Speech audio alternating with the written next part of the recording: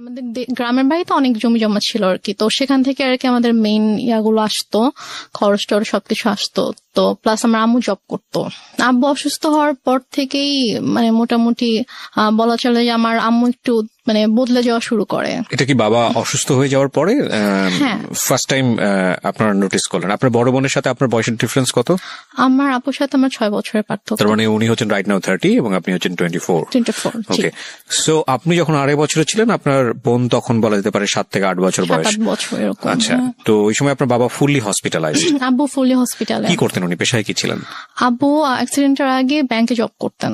আচ্ছা, তো ওই সময় মা খারাপ আচরণ করা শুরু করলো? মানে আপুই বেসিক্যালি আমাকে পেলেছে আর কি ছোটবেলা থেকে আমাকে, কারণ আম্মু বেশিরভাগ সময় হয়তো জবের কারণে বাইরে থাকতো, আব্বু সিক ছিল, সব দায়িত্ব আম্মুকে নিতে হতো। ও, মাও তখন জব করতো? হ্যাঁ, আম্মু জব করতো। তো তখন থেকে আর কি আম্মু বাসায় আসলে দেখা যেত খুব অল্পতেই রেগে যেত, তারপর অনেক খারাপ ব্যবহার করতো। তো এগুলো নিয়ে আর কি আব্বুর সাথেও আম্মুর একটু ঝামেলা শুরু হয়ে যায় যে তুমি কেন বাচ্চাদের সাথে এরকম ব্যবহার করছো, এটা তো ঠিক করছো না তুমি।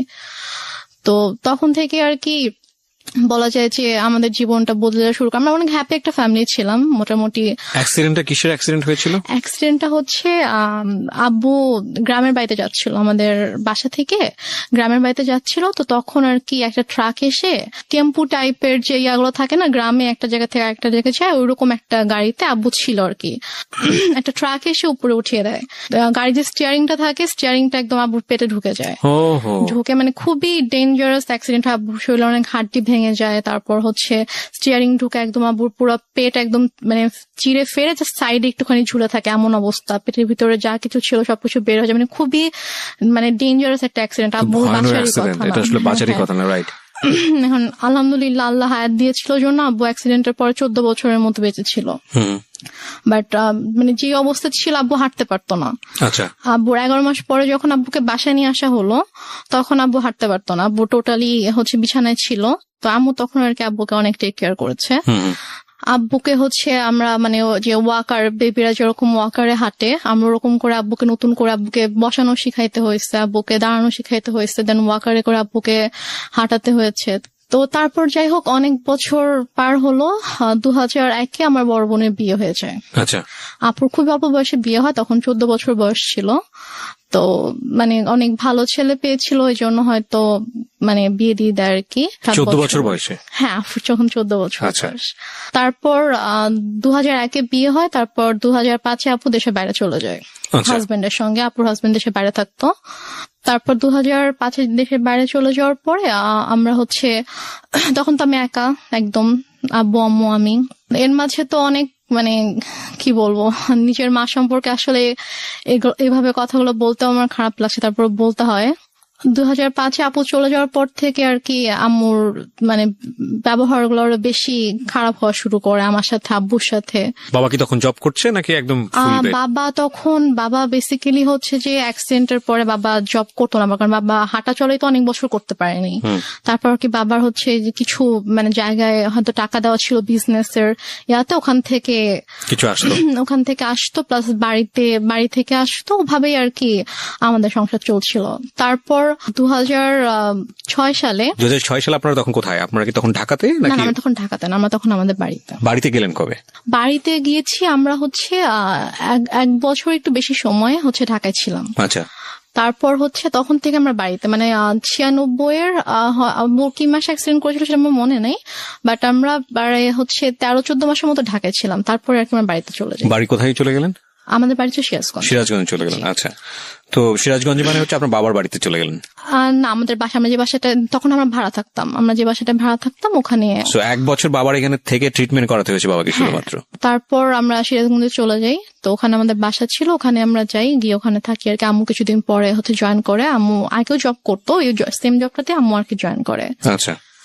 আর আব্বু হচ্ছে ওই টুকটাক মানে বেশি তো হাঁটাচলা করা নিষেধ ছিল, বলেছিল যে যতটা সম্ভব রেস্ট নিতে। তো আব্বু এরকম মানে জবে আর যাওয়া হয়নি।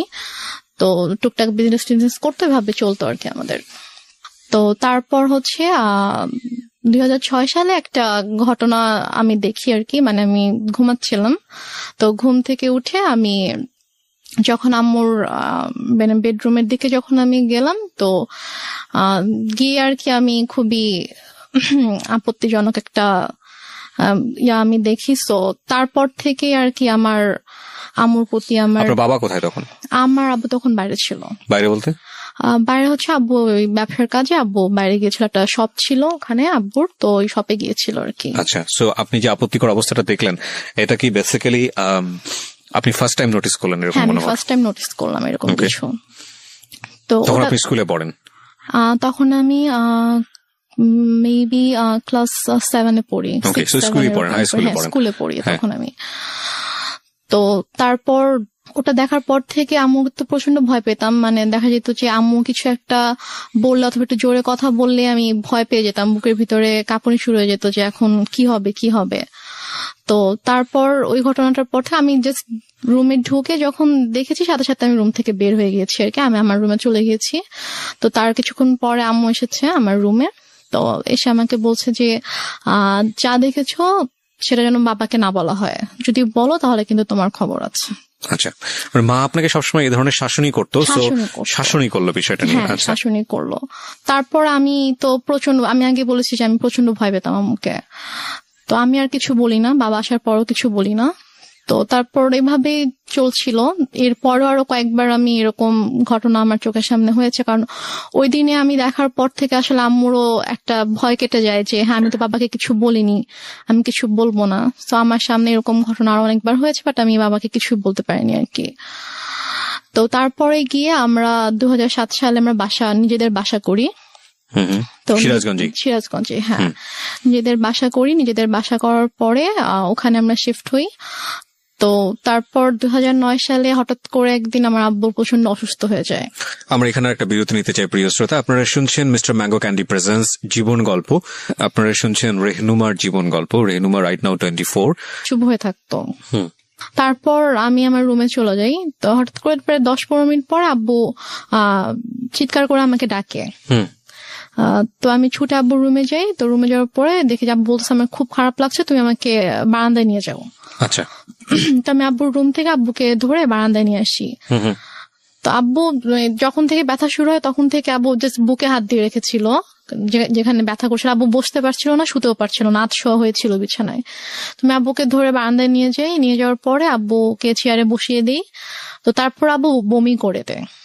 তো বমি হচ্ছিল, তো মানে তখন আমি কান্না করতে করতে আম্মুর কাছে যাই যে আম্মু আসো, আব্বু তো বমি করছে। তো মরে যাক, আমার কি, আমি পারবো না যেতে, আমাকে ডাকবা না। এটা আপনার মা বলে? আমার মা বলে। আচ্ছা। তখন আমি খুব কষ্ট পাই, কারণ মার চেয়ে আমি বাবার খুব কাছে ছিলাম, বাবাকে প্রচন্ড ভালোবাসতাম। এখানে একটা বিষয় বলি প্রিয় শ্রোতা, আমি বারবারই বলছি, আজকে যে ধরনের ডিসক্লেমার আমরা দিয়েছি সেই ডিসক্লেমারের জায়গায় আমার আরো বেশ কয়েকটা কথা বলার আছে আজকের অনুষ্ঠানে। আজকেই ওর যে গল্পটা, সেই গল্পের পুরোটা জুড়েই থাকবে ওর মাকে নিয়ে বলা অনেক কষ্টজনক অনেক কথাবার্তা। আমাদের সমাজে কিংবা আমাদের পুরো পৃথিবীতে যদি বলি, মা হচ্ছেন এমন একটি ক্যারেক্টার, মা হচ্ছেন এমন একটি স্বর্গীয় গিফট সন্তানের জন্য, যেখানে কোনো লজিকই খাটে না। মা যা মা তাই, এখানে অন্য কোনো কিছু বলার সুযোগ নেই। সুতরাং আজকের এই পার্টিকুলার বিষয়কে কেন্দ্র করে আপনি আইদার পজিটিভ আইদার নেগেটিভ কোনো কিছুই ভাববেন না মার এই বিষয়টাকে নিয়ে। আমি বারবার আপনাদেরকে সতর্ক করছি। আপনারা বরং ভাবুন এটা, যে একটা মেয়ে পরিবারে এই ধরনের পরিবেশের মধ্যে বড় হয়ে সে আজকে কোথায় দাঁড়িয়ে আছে, কিভাবে ফাইট করছে। কারণ এই পার্টিকুলার একটা মাকে দিয়ে সমাজের অন্য সকল মাকে চিন্তা করার কোনো সুযোগ নেই। চিন্তা করতে গেলে আপনার এই গল্পটাকে ফেক মনে হবে, এক। আর 2 নম্বর যেটা, সেটা হচ্ছে আপনি চিন্তা করতে গেলে ভয়ানক রকমের কষ্ট পাবেন। তবে হ্যাঁ, আমি ডেফিনেটলি শিওর যে আজকের এই গল্প শুনে অনেকেই হয়তো বা তার নিজের জীবনের গল্পটা খুঁজে পাবেন। কারণ এই ধরনের বিষয়গুলো মিডিয়াতে এত বড় হাইলাইট করা, এত বড় স্পেস দিয়ে মানুষকে সচেতন করা, মানুষকে ইন্সপায়ার করা, এটা আসলে রেডিওতেই ফার্স্ট হয়েছে। সো সেই জায়গা থেকে আমাদের জন্য এটা অনেক বড় একটা চ্যালেঞ্জ। আমি বারবার ইন্টারাপ্ট করছি আপনাদেরকে এই একটা জিনিস বোঝানোর জন্য, গল্পের ক্যারেক্টারের কোনো পার্টিকুলার বিষয় যেটা আপনার মধ্যে নেগেটিভ কনসিকুয়েন্স তৈরি করে ওটাকে ফোকাস না করে বরং এই মেয়েটার স্ট্রাগলটাকে ফোকাস করবেন প্লিজ। ওকে, হ্যাঁ। তারপর আমি মাকে ডাকতে চাইনি। তো তারপর আব্বু পরপর 3 বার বমি করেছে।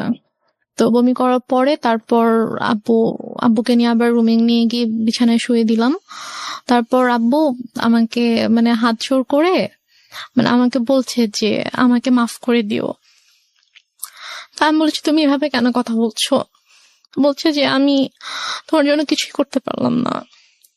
মানে আমি তখন এতটাই মানে আমি তো কিছু বুঝতাম না তখন।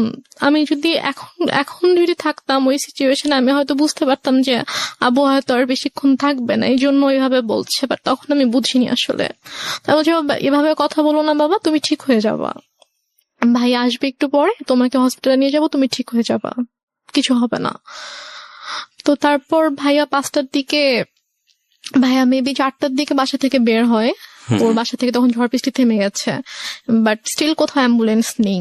তো ভাইয়া হেঁটে হেঁটে রাত 4টায় স্বাভাবিকভাবে একটা ছোট এই শহরে, ভাইয়াটা কোন ভাইয়া ছিল? ভাইয়া ওই যে আমি বললাম যে একটা কাজিনকে ফোন করছিলাম আচ্ছা, সে রাত থেকে। ওকে।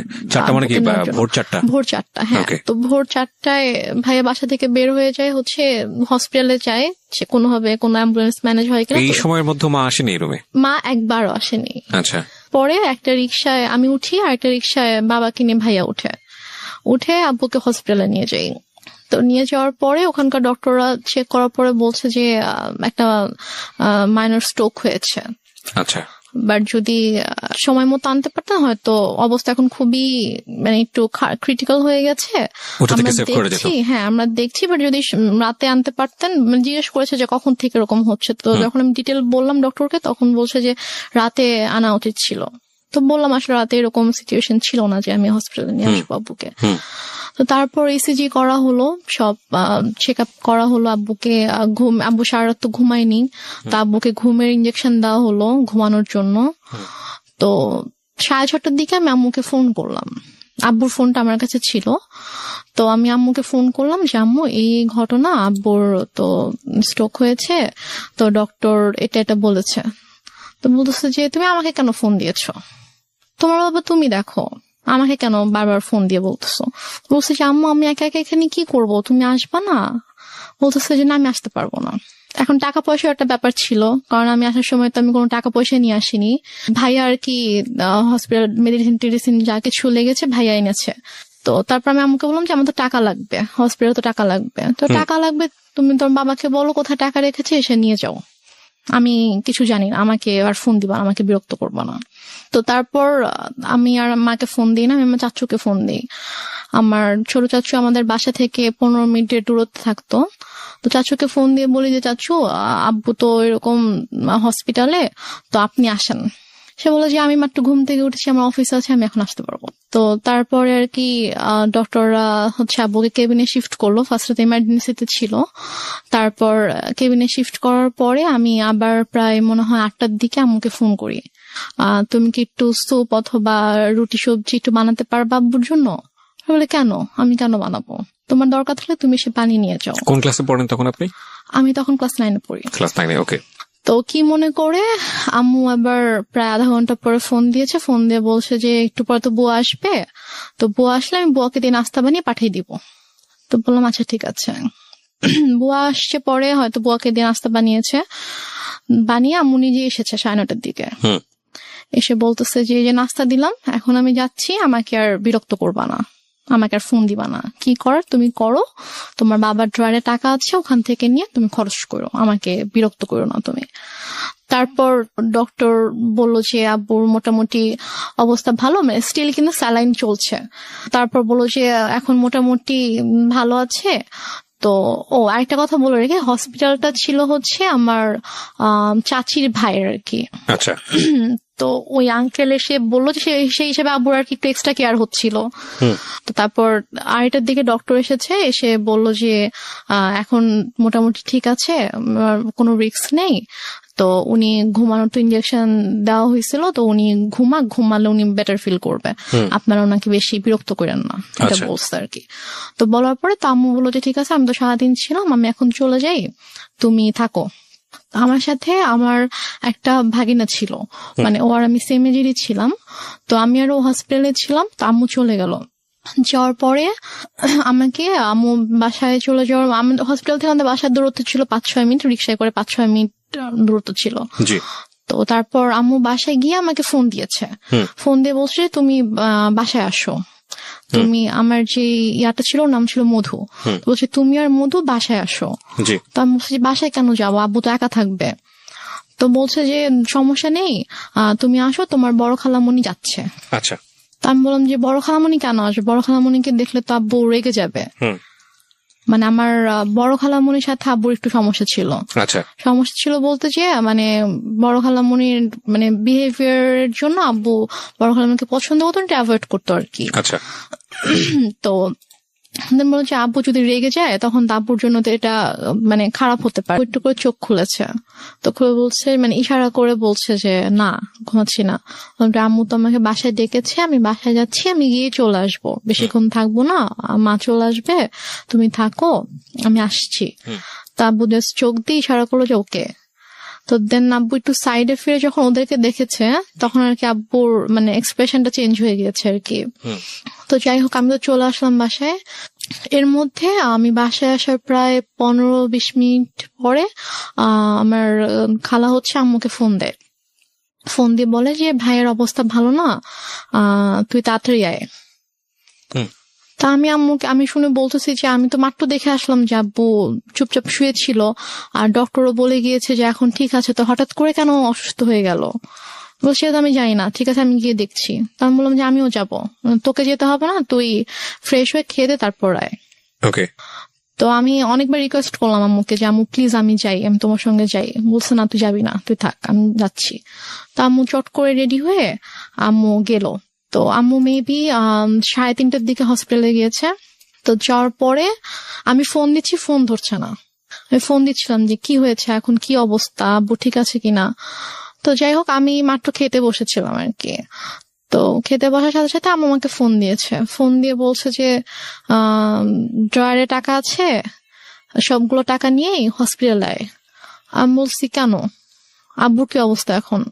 বলছে হ্যাঁ তোর আব্বুকে ঢাকা নিতে হবে, অবস্থা ভালো না, অক্সিজেন দিয়ে রাখছে, তোর আব্বুকে ঢাকা নিতে হবে, তুই টাকাগুলো নিয়ে আয়, এখানকার তো বিল পে করতে হবে, ঢাকা গেলে টাকা লাগবে, তো তুই টাকাগুলো নিয়ে আয়। আমি আর খেতে পারলাম না। আমার এর মধ্যে আমার ভিতরে এত অস্থিরতা শুরু হয়েছে যে আমি কান্না শুরু করে দিয়েছি, যে আমার কেমন মানে প্রচন্ড খারাপ লাগছিল। তো তারপর আমি টাকা নিয়ে চট করে বের হলাম। তারপর আমি হসপিটালে আসার পর দেখি যে আমার একজন চাচু বাসার মানে সরি হসপিটালের নিচে দাঁড়িয়ে আছে। আমি রিক্সা থেকে নামার সাথে সাথে চাচু আমার হাত ধরেছে, তো ধরে বলতেছে যে চল উপরে চল। আমি বললাম যে আব্বুর কি হয়েছে? তখন আমি মানে আমার খুব খারাপ লাগছিল, যে আমার মানে মনে হচ্ছিল যে মেবি আব্বু নেই। তাই আমি বলছি সত্যি করে বল আব্বু কি হয়েছে। তো আব্বুর কেবিন ছিল হচ্ছে 3 তলায়। তো দেন আমি গেলাম, তো চাচু পুরোটা সময় আমার হাত ধরে আছে। 3 তলাতে যাওয়ার পরে দেখি যে আব্বুর মানে কেবিনের দরজাটা খোলা, দরজার সামনে অনেক মানুষ। তো আমি গিয়ে আমি চিল্লানো শুরু করছি যে হার্ট অ্যাটাক করেছে পেশেন্টের, হার্ট পেশেন্টের রুমের সামনে রুম কেন দরজা কেন খোলা থাকবে, এত মানুষ কেন এখানে হইচই করছে, আপনার সরেন এখান থেকে, আমার আব্বুর ডিস্টার্ব হবে। আমি এটা বলতে বলতে রুমে ঢুকে দেখি যে আমার মা খালা একটা বেডে বসে আছে, আর আমি দেখেছি আব্বু শুয়ে আছে। মানে আমি তখনও খেয়াল করিনি যে আব্বুর মাথার নিচে যে বালিশ নেই, অথবা আমি স্যালাইন টালাইন মানে আমি কিছুই খেয়াল করিনি আর কি। আমার জাস্ট মনে হচ্ছে আব্বু নর্মালি শুয়ে আছে, কারণ ওইভাবে শোয়াই আমি দেখে গেছি আব্বুকে। তো আব্বুর মাথার কাছে হচ্ছে আমার চাচু বসে আছে, যে চাচুকে আমি সকালে ফোন দিয়েছিলাম, যিনি বলেছে অফিস আছে আমি আসতে পারবো না, উনি বসে আছে। চাচি এসেছে, উনি দাঁড়িয়ে আছে। তো আমি আব্বুকে দেখো তখনও কিন্তু বুঝতে পারিনি যে আব্বু আর নেই। আমার বড় খালামণি হঠাৎ করে এসে আমাকে জড়িয়ে ধরে, তো জড়িয়ে ধরে আমাকে বলে যে কি একটা সর্বনাশ হয়ে গেল, তোরা তো এতিম হয়ে গেলি। মানে উনি খুব জোরে চিৎকার করে করে কান্না করছে, আর উনি ভাবে বিলাপ করে করে বলছে কি সর্বনাশ হয়ে গেল, তোরা এতিম হয়ে গেলি, এখন তোদের কি হবে। এটা যখন বলেছে তখন জাস্ট আমি আব্বুর দিকে তাকিয়েছি, তাকিয়ে তখন আমি খেয়াল করেছি যে আব্বুর মাথার নিচে বালিশ নেই। তো আমি নর্মালি আমি আর আমার আব্বু মানে মৃত মানুষকে ভয় পেতাম আর কি। মানে লাইক আমাদের আশেপাশে বাসায় যদি কেউ মারা যেত, আমার আব্বু ওই বাসার সামনে দিয়ে 40 দিন যেতাম না। মানে আমাদের একটা ধারণা ছিল যে মানুষ মরে গেলে মেবি ভূত হয়ে যায়, তারা এসে ভয় দেখাবে। মানে আব্বুর ওই ভীতিটা ছিল, আমারও ওই ভীতিটা ছিল। আমরা ওই দিক দিয়ে না গিয়ে অনেকখানি ঘুরে যেতাম। তো বাট তখন আমার কোনো মানে আমার মধ্যে কোনো ওই ভয়টা অথবা এরকম কিছুই নেই। আমি আব্বুর কাছে গিয়ে আমি আব্বুকে এভাবে ধাক্কা দিচ্ছিলাম যে আব্বু কি হয়েছে তোমার, তুমি উঠো তুমি। তো আমার অনেকে এসেছিল তখন, আমার চাচি গিয়ে আমাকে ধরলো, আমার আরেকটা ভাইয়া এসে আমাকে ধরলো, তো আমি ভাইয়াকে ধরে চিৎকার করে করে কান্না করছিলাম। বাট আমার আম্মুর একটু কান্না করেনি, আমার আম্মু চুপ হয়ে বসে আমাকে বলতেছে যে এভাবে কান্না করার কি আছে। Are you sure? আমাকে বলতেছে, আমি যখন আমাকে বসাই দিছে আম্মুর পাশে, আমাকে বসাই দিছে আমার ভাইয়া, তো বলতেছে যে এভাবে কান্না করতেছো কেন, এভাবে কান্না করার কি আছে, টাকা আনছো টাকা দাও। আমি জাস্ট অবাক হয়ে তাকিয়েছিলাম যে মানে সামনের বেডে আব্বু এভাবে পড়ে আছে আর সে আমার সাথে এভাবে কথা বলছে। তারপর আমি অনেকক্ষণ চুপ করে বসেছিলাম। আমার সাথে ব্যাগ ছিল, নিজেই আম্মু ব্যাগটা নিল, নিয়ে যে ভাইয়াটা সকালে আব্বুকে হসপিটালে নিয়ে আসছে ওকে বললো যে যা গিয়ে বিল পে করে হসপিটালে ঝামেলা শেষ করে একটা অ্যাম্বুলেন্স ঠিক কর, নিয়ে যেতে হবে। তো এর মাঝে আমার আপু ফোন করছে, আপু ঘুমায় ছিল, তো ঘুম থেকে উঠতে পরে ভাইয়া যখন বলছে যে আব্বু অসুস্থ হসপিটালে, তুমি আমাকে ফোন করো। আমার পাশে বসে ফোন ধরে বলতেছে যে তোমার আব্বুকে ঢাকায় নিয়ে যাচ্ছি আমরা। না, সেটা হয়তো আপনি ইজিলি ব্যাক করতে পারেন, সেই জন্যই সে বলেছে, পরে হয়তো সময় নিয়ে বলবে। আমি বলি এটা কেন বলেছে, আমি শুনলে বুঝতে পারবেন। হ্যাঁ। তো তারপর হসপিটালে আমিও গেলাম ভাইয়ার সাথে ফর্মালিটিস করতে। তো ও টাকা পে করার পরে তো ওদের আব্বুর যেটা ফাইল ছিল, লাইক হচ্ছে সকাল থেকে হচ্ছে যে টেস্ট গুলো হয়েছে, প্রেসক্রিপশন, এগুলোর একটা ফাইল থাকে। তো প্লাস হচ্ছে দুপুরে হচ্ছে ডক্টর রেফার করে দিয়েছিল ঢাকায় যে হসপিটাল ডক্টরের কাছে, মানে সব পেপারস এর যে একটা ফাইল ছিল। তো হসপিটাল থেকে নর্মালি বিল পে করার পর ওই ফাইলটা তো দিবে। তো ভাইয়া যখন জিজ্ঞেস করেছে যে ফাইল কোথায়, তখন বলছে যে ফাইল তো এসে নিয়ে গিয়েছে। তো বলছে যে ফাইল কে নিয়ে গিয়েছে, আমরা তো কেউ ফাইল নিইনি। তো বলেছে যে ডক্টর যখন রুমে গিয়েছে, অক্সিজেন যখন দেওয়া হয়েছে পেশেন্টকে, তখন আপনাদের একজন রিলেটিভ এসেছিল, এসে বলেছে যে অমুক কেবিনের অমুকের ফাইলটা ডক্টর চেয়েছে, আমরা তো দিয়ে দিয়েছি। তো উপরে গিয়ে ভাইয়া সবাইকে জিজ্ঞেস করলো ওখানে যারা যারা ছিল, তো সবাই বলতেছে যে না আমি তো নিইনি। তো ফাইলটা যাই হোক পাওয়া গেল না। তারপর অ্যাম্বুলেন্সে করে আব্বুকে আমাদের বাসায় নিয়ে আসা হলো। তো বাসায় নিয়ে আসার সাথে সাথে দেখি যে আম্মু ওদিকে ফোন টোন দিয়ে সব অ্যারেঞ্জমেন্ট করে ফেলেছে যে মানে যত তাড়াতাড়ি পসিবল মাটি দিতে হবে। বাট আপু যখন দেশের বাইরে চলে যায়, তখন আপু এভাবে বলে যায় যে মানে যদি কখনো মানে আব্বু হোক আম্মু হোক কেউ যদি মারা যায়, তাকে রেখে দিবা আমি না আসা পর্যন্ত, আমি আসবো দেখবো তারপর মাটি হবে। আপু এটা বলে গিয়েছিল।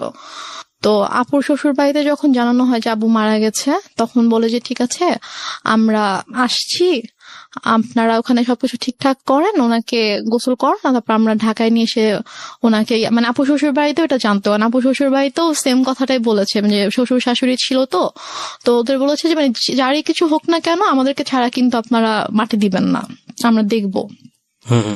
তো ওইভাবে আপুর শ্বশুরও ফোন দিয়ে বলে যে ঠিক আছে ভাইজানকে নিয়ে আসতে হবে ঢাকায়, নিয়ে এসে আমি ব্যবস্থা করছি, এখানে বারডেমে সম্ভবত ছিল হিমাগার আছে, তো ওখানে বলো যে ওখানে রাখবো, আমি সব ব্যবস্থা করে আমি আসছি। বলছে না আপনাদের আসতে হবে না, যত তাড়াতাড়ি পসিবল মাটি দিয়ে দিব, মৃত্যু বৃষ্টি আত্মা হচ্ছে কষ্ট পাবে, বেশিক্ষণ রাখা যাবে না। তো বলতেছে যে না, মানে আপুর কথা বলছে যে বৌমা তো বলে গেছে, তা আমাকেও বলে গেছে, তো আমি তো এটা পারবো না, আমি বৌমাকে কি জবাব দিব আপনি যদি মাটি দিয়ে দেন। সে বলতেছে না আপনাদেরও কষ্ট করে, এখন সন্ধ্যা হয়ে গেছে, আপনাদেরও এখন কষ্ট করে আসতে হবে না, আর আপনারা আসলে আসেন, বাট আপনারা আসার আগে আগে মাটি দিয়ে দিব। মানে আম্মু পুরো ক্রেজি হয়ে গিয়েছে মাটি দেওয়ার জন্য। তো আমার চাচুরা ফোন দিয়ে বলতেছে যে আমার আরেকটা চাচা গ্রামের বাড়িতে থাকে, তো আমার চাচা ফোন দিয়ে বলতেছে যে তুমি এখানে নিয়ে আসো, আমাদের পারিবারিক কবরস্থানে মাটি হবে। সে বলতেছে না আমি ওখানে নিব না, ওর এখানেই মাটি হবে। তো এগুলো নিয়ে আম্মু খুবই মানে রীতিমতো ঝগড়া করতেছে অনেক। আম্মু কিন্তু স্টিল মানে এক ফোঁটাও কান্না করেনি, একটুও কান্না করেনি। তো সে আমার চাচার সাথে ফোনে ঝগড়া করতেছে যে না আমি এখানে মাটি দিব, আপনাদের যদি দেখতে ইচ্ছা করে আপনারা এখানে আসেন, এসে দেখে যান। কোনোভাবে রাজি করাতে পারতেছে না যে না পারিবারিক কবরস্থানে তার মাটিটা হবে। ওইদিকে আপু বারবার ফোন করে বলতেছে যে তুমি একটু আব্বুর সাথে কথা বলায় দাও। তো বলছে এখন তো কথা বলতে পারবে না, এখন তো হচ্ছে যে কি অক্সিজেন দিয়ে রাখছে এটা সেটা এগুলো বলতেছে। তো বলছে যে ও আপুকে বলছে যে আমি এখন অ্যাম্বুলেন্সে। তো বলছে ঠিক আছে আব্বু কথা বলতে না পারলেও সমস্যা নেই, তুমি আব্বুর কানের কাছে ফোনটা নাও, আমি আব্বুর সাথে কথা বলে আব্বু বেটার ফিল করবে, আব্বুর ভালো লাগবে আমার ভয়েস শুনলে। সে বলতেছে না এখন না, আমি হসপিটালে যাই, তোমার সাথে কথা বলে দিব। তো এভাবে ওদিকে আপুকে এভাবে হ্যান্ডেল করতেছে, তারপর হচ্ছে আমার চাচার সাথে ঝগড়া করতেছে এবং মাটি দেওয়ার জন্য খুবই পাগল হয়ে গেছে। মানে আপনার কথা অনুযায়ী যদি আপনি সবকিছু মেনে নেই তাহলে বলতে হবে যে সে এককভাবে সিদ্ধান্ত নিচ্ছে, একটা স্বেচ্ছাচারী আচরণ যেটাকে বলে, সে কারো কথাই শুনছে না। লাইক একজন মহিলার যে হাজবেন্ড মারা গেলে তার যেরকম বিহেভিয়ার থাকা উচিত ওরকম কিছু ছিল না আমার মাঝে। অনেক বেশি ডেসপারেট ছিল to establish her decision. Yeah exactly. Okay. তো তারপর সবাই বুঝায় যে এরকম করার কিছু নেই, আপনি একটু শান্ত হন, যেহেতু তার বাবা মা ভাই সবার কবর ওখানে, সো ওনার ভাইরাও চাচ্ছে, ওনাদের কথাটা আপনাকে মানতে হবে। তো সবাই বুঝানোর পরে গিয়ে উনি আর কি বলে আচ্ছা ঠিক আছে। দেন আব্বুকে গোসল করানো হয়, করানোর পরে রাত 8টার দিকে সম্ভবত অথবা 8টার পরে আব্বুকে একটা ট্রাক নিয়ে আসা হয়। মানে আমাদের বাসা থেকে আমার দাদুর যে গ্রাম 1 ঘন্টার দূরত্ব ছিল আর কি। তো ওখানে তারপর আমরা যাওয়ার জন্য মাইক্রো ট্রাক সবকিছু অ্যারেঞ্জ করা হয়। তো আমি বলি যে আমি যাবো, বলেন তোমাকে যেতে হবে না, আমাকে বাসায় রাখে। আর বাসায় আমার ছোট খালামুনি ছিল, আরো কে ছিল, তো ওদের কাছে আমাকে রেখে যায়। রেখে আম্মু চলে যায় ওদের সাথে গ্রামের বাড়িতে মাটি দেওয়ার জন্য। আচ্ছা। মাটি দিয়ে রাতের 12:30 পৌনে 1টার দিকে চলে আসে, সবাই আবার ব্যাক করে আর কি। স্টিল আপুর সাথে সে কথা বলতেছে যে বাবা বেঁচে আছে, বাবা হসপিটালে। আপু বারবার ফোন দিয়ে বলছে যে কথা বলে দাও। সে মানে বলাচ্ছে না আর কি। তো দেন মেবি 12:30 পৌনে 1টার দিকে আসলো বাসায়। তো আসার পরে তখন গিয়ে আপু শাশুড়িকে বলেছে যে আপনাদের আসতে হবে না, আমি যেহেতু মাটি দিয়ে দিয়েছি তাড়াতাড়ি, তো আপনারা সকালে আসেন, রিল্যাক্সে সকালে আসেন, এখন আসতে হবে না। তো তারপর ওরাও আসলো না। তো তারপর আপুকে আমাদের সময় সকাল 5:30টার দিকে আপুকে ফোন দিয়েছে, ভাইয়াকে ফোন দিয়ে তো আপু কলেজে ছিল, ভাইয়া কেউ কিন্তু জানায়নি। তো 5:30টার দিকে ভাইয়াকে ফোন দিয়ে বলছে যে তোমার আব্বা তো মারা গেছে। তো বলছে যে মানে কি, আপনি তো একটু আগেও বলছেন, মানে রাতের বেলাও যখন কথা হয়েছে তখনও তো আপনি বলছেন যে আব্বা ঢাকায় হসপিটালে, এখন মারা গেছে, মানে আপনি কি বলতেছেন এগুলা? ভাইয়া বিশ্বাস করতে পারতেছে না। তো বলতেছে যে হ্যাঁ এরকম মারা গেছে, মাটি দিয়ে আসছি, ডিটেল বললো আর কি। তো তাহলে আপনি কেন বিকেল থেকে বলছেন যে আপনি আব্বুকে ঢাকায় নিয়ে আসতেছেন, এগুলা কেন বলছেন, মিথ্যা কথা কেন বলছেন? পরে বলে যে তারপর বলছে যে আপনাদেরকে তো বলা হয়েছে যে কেউ মারা গেলে রাখতে, আমরা দেখবো তারপর মাটি হবে, তো আপনি কেন মাটি দিয়ে দিলেন? ভাই আম্মুর সাথে এভাবে কথা বলতেছিল। তো বলতেছে যে আমার ইচ্ছা হয়েছে আমি দিচ্ছি। এটা আপনার মা বলছে? আমার মা বলছে যে আমার ইচ্ছা হয়েছে আমি দিচ্ছি, এখন তো কিছু করার নাই। আপুর কথা বলছে যে ওকে জানাও, ও কোথায়? তো বলছে ঠিক আছে, ওকে আপনার জানাইতে হবে না, আমি ওকে জানাচ্ছি, আমি আমার ওয়েতে ওকে জানাবো। তো তারপর আপু কলেজে ছিল, তো আপু কলেজ থেকে আসার পর এর মধ্যে বাসায় হচ্ছে আপুর কিছু ফ্রেন্ডকে ভাইয়া ডাকে, ওরা সবাই আসে। তো আপু বাসায় এসে দেখে আপুর ফ্রেন্ডরা বাসায়, ভাইয়া বাসায়। তো আপু বলে যে কি হয়েছে তোমরা হঠাৎ করে বাসায় না জানিয়ে? তো বলে আসলাম আর কি। তো ওরা অনেক খাবার টাবার রান্না করে আনছে, তো আনার পর আপুকে খাওয়াইছে।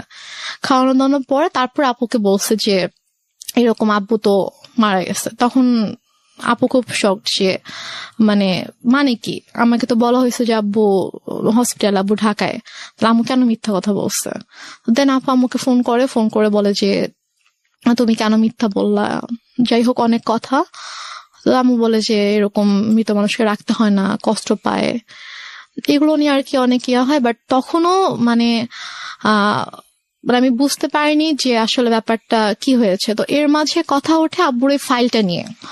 এটা নিয়ে যখন কথা ওঠে যে ওই ফাইলটা কোথায়, আমার বড় খালার ছেলে হচ্ছে ডাক্তার। তো ভাইয়া এসে বলে যে আমি রিপোর্টস গুলো দেখবো, আমার কাছে মনে হচ্ছে যে ডাক্তারদের কোনো একটা অবহেলার কারণে, তো ভুল কোনো কিছুর কারণে এরকম ভাবে খালু মারা গেছে, কিন্তু ফাইলটা মিসিং। হ্যাঁ, তো এই জন্য ওরা হসপিটাল থেকে ফাইলটা মানে মিসিং করে দিয়েছে। আমরা একটা বিষয় একটু বলি প্রিয় শ্রোতা, আজকের এই গল্পটা একটু যে জায়গাটা এখন দাঁড়িয়ে আছে সেটা সামনের দিকে গিয়ে পুরোপুরি অন্যদিকে মন নেবে, because I know the story. এবং এইটুকুতে যদি নাটক বা সিনেমার গল্পের জায়গায় আপনি চিন্তা করেন, তাহলে একজন ব্যক্তি যে ভিলেনের ভূমিকায় চলে এসছে। কিন্তু আমরা যেহেতু এখানে জীবন গল্প প্রচার করি, আমরা সবসময় একটা কথা বলি, প্রত্যেকটা মানুষই আমাদের এই অনুষ্ঠানের প্রেক্ষাপট থেকে রেসপেক্টেবল। দেখুন, ওই মানুষটাকে যদি আজকে রেহনুমা যে জায়গাটায় বসে আছে সেখানে বসানো যায়, সে তার জায়গা থেকে হয়তো বিষয়গুলোকে অন্যভাবে ব্যাখ্যা দাঁড় করানোর চেষ্টা করবে। এবং রেহনুমা যে কথাগুলো বলছে এখানে, সেগুলোকে একেবারে টাইম মেশিনে গিয়ে ওই সময়ে বসে ঘুরে দেখে প্রুফ করার কোনো সুযোগ নাই। সে কারণে আমরা একেবারে সারেন্ডার করি এই জায়গাটাতে, this is not investigative show. But কিছু বিষয় আছে যেগুলো আমরা আমাদের সামাজিকতার জায়গা থেকে জানি, যে একজন সন্তান কখন মার এগেনস্টে গিয়ে কমপ্লেইন করে, কিংবা মা কখন সন্তানের এগেনস্টে বলতে বাধ্য হয়। কারণ পৃথিবীর সবচাইতে মধুরতম সম্পর্ক হচ্ছে এই জায়গাটি। সুতরাং ওই জায়গাটির প্রতি আজকের এই অনুষ্ঠান শুনে রেসপেক্ট কমুক, এটা আমাদের উদ্দেশ্য নয়। আমরা বরং রেহনুমার মাকে সম্মান জানাই। আমাদের মার জায়গাটি থেকে যে ধরনের রেসপেক্ট আছে প্রত্যেকটা মায়ের প্রতি, রেহনুমার মায়ের প্রতিও আমাদের ঠিক সেই রেসপেক্টটাই থাকছে। আমরা বরং গল্পটাকে অন্যদিকে একটু ফোকাস করি, যে রেহনুমা এইরকম একটা প্রবলেম পরিবারের মধ্যে ফেস করেছে, বা করার পরেও সে আজকে কোথায় দাঁড়িয়ে আছে। এবং এই গল্পটা এই কারণেই প্রচার করতে চাই, সবাইকে যদি মানে আমাদের সামনে আনতে পারেন, মানে রিসিপশনের জিনিস ছিল, উনি বলেছে যে তাহলে আমি চিনে ফেলবো।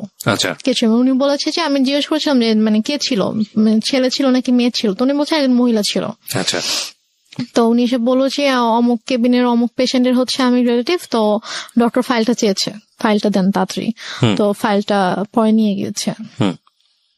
তো যাই হোক, তো তারপর এটা নিয়ে আর কোনো ইয়া হয়নি। আম্মুকে যখন বললাম যে চলো তাহলে আমরা সবাইকে নিয়ে যাই ওখানে যেদিন ছিল, বলতেছে যে না, আমরাই তো ছিলাম, আমরা তো কেউ যাই নাই। তা বলছে যেতে সমস্যা কোথায়, চলো। আমি বলছেন আমি যাব না। তো এটা নিয়ে এক পর্যায়ে আমার সাথে অনেক বড় সিনক্রিট হয়েছে, অনেক কথা কাটাকাটি হয়েছে। ভাইয়াও বলেছে যে খালা চলো, কি সমস্যা। তো সে বলছেন আমি যাব না। তো ওই হসপিটাল মূলত ছিল যে আমাদের ফ্যামিলি ডক্টর যেটা থাকে, তো ডক্টর এখানকার ছিল, আমাদের কিছু হইলে আমরা ওই হসপিটালতে যেতাম আর কি।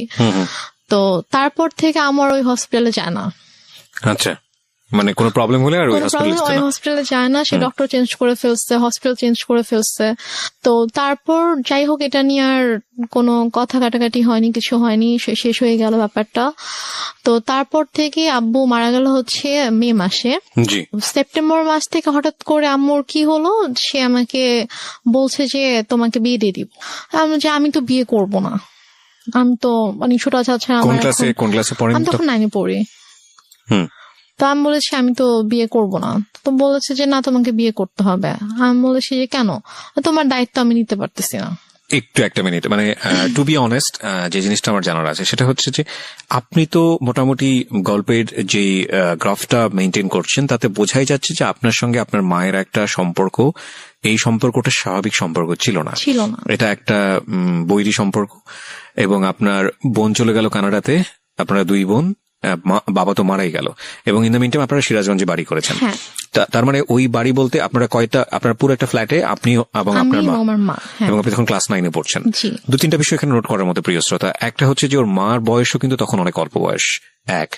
2 নম্বর হচ্ছে যে মা সাথে সন্তানের সম্পর্কটা স্বাভাবিক না, এবং শুধু ওর সাথে না, ওর কথা অনুযায়ী ওর বড় বোনের সঙ্গে স্বাভাবিক না। এবং ও যে বিষয়গুলো দেখেছে সেটার পরে ওর সাথে ওর মার একটা সম্পর্কে ভীষণ রকম দূরত্ব তৈরি হয়েছে মানসিকভাবে, সেটাই স্বাভাবিক। অ্যান্ড সবচেয়ে বড় ইম্পর্টেন্ট যে বিষয়টা সেটা হলো যে ও ক্লাস 9-এ পড়ে, তার মানে হচ্ছে তখন ওর বয়ঃসন্ধিকাল চলছে। সো বয়ঃসন্ধিকালটা হচ্ছে কোনো ছেলে এবং কোনো মেয়ের জন্য সবচেয়ে ডেঞ্জারাস টাইম। ওই সময়টাতে রাতারাতি দেখবেন একটা ছেলে এবং একটা মেয়ের মধ্যে বেশ কিছু জিনিসের পরিবর্তন আসে, শারীরিক পরিবর্তনের পাশাপাশি ভয়ঙ্করভাবে মানসিক পরিবর্তন আসে। এবং এই জন্যই দেখবেন যে ক্লাস 7-8-এ চলে গেলে হঠাৎ করে ছেলেরা কিংবা মেয়েরা ধাম করে বড় হয়ে যায়। এই যে ব্যাপারটা, এই স্টেজটা কিন্তু খুব মারাত্মক, এবং এটাকে খুব সফটলি ডিল করা উচিত। এই ডিল করার জায়গাটাতে মা কিংবা বাবা মা বা কাছের বন্ধুদেরকে অনেক বড় একটা ভূমিকা পালন করতে হয়। তো সেই জায়গাটিতে এই মেয়েটিরও এক ধরনের রাফ আচরণ হলেও হতে পারে, যেটা মায়ের সঙ্গে আমি ঠিক জানি না। আমি কোশ্চেনটা করতে চাই একটা, যেটা হচ্ছে যে আপনার বড় বোনের খুব অল্প বয়সে বিয়ে হয়েছিল, জি। যেটা আপনি বলছিলেন। তো সে কারণে কি ফ্যামিলি ট্রেডিশন এটা ছিল যে ঠিক আছে আপনাকেও বিয়ে দিয়ে দিক না, নির্ঝঞ্ঝাট? এরকম কিছু ছিল না। বরং উল্টো তো হওয়া উচিত, কারণ যেহেতু আপনাকে বিয়ে দিলে আপনার মা একা হয়ে যাবে একদম। একা হয়ে যাবে। সো আপনাকে বরং বিয়ে একটু বয়স হলেই দেওয়াটা স্বাভাবিক। আমি বরং যেটা দেখতে পাচ্ছি যে উল্টো ছিল।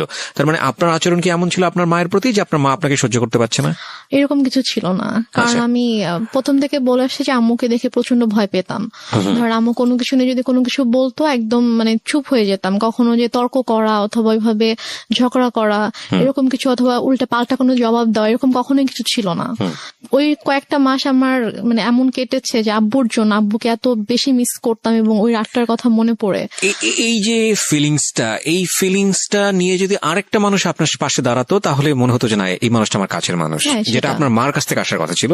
আপনার কথা অনুযায়ী আপনার মা ওই সময়টাতে খুবই স্বাভাবিক ছিলেন, তার মানে ওইটা আপনার কাছে আরো বেশি কষ্টদায়ক মনে হচ্ছিল। সেটাই। বলুন তারপর। যারা এসেছে তারাই কিন্তু আমাকে সান্ত্বনা দিয়েছে, বাট আমার মার থেকে আমি কোনো সান্ত্বনা পাইনি। তো আমি আসলে অনেক বেশি মানে একা হয়ে গিয়েছিলাম।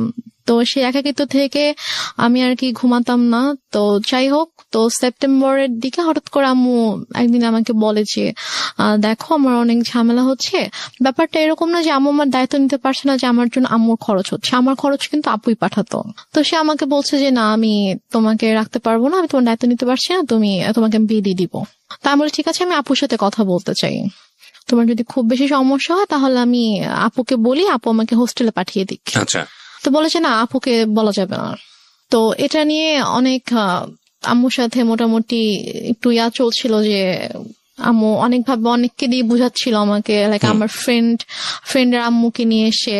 আপনার মধ্যে এমন কোন আচরণ কি ছিল যেটা মা নোটিস করেছে যে বিয়ে দিয়ে দিলেই আমি সেফ জোনে চলে যাই?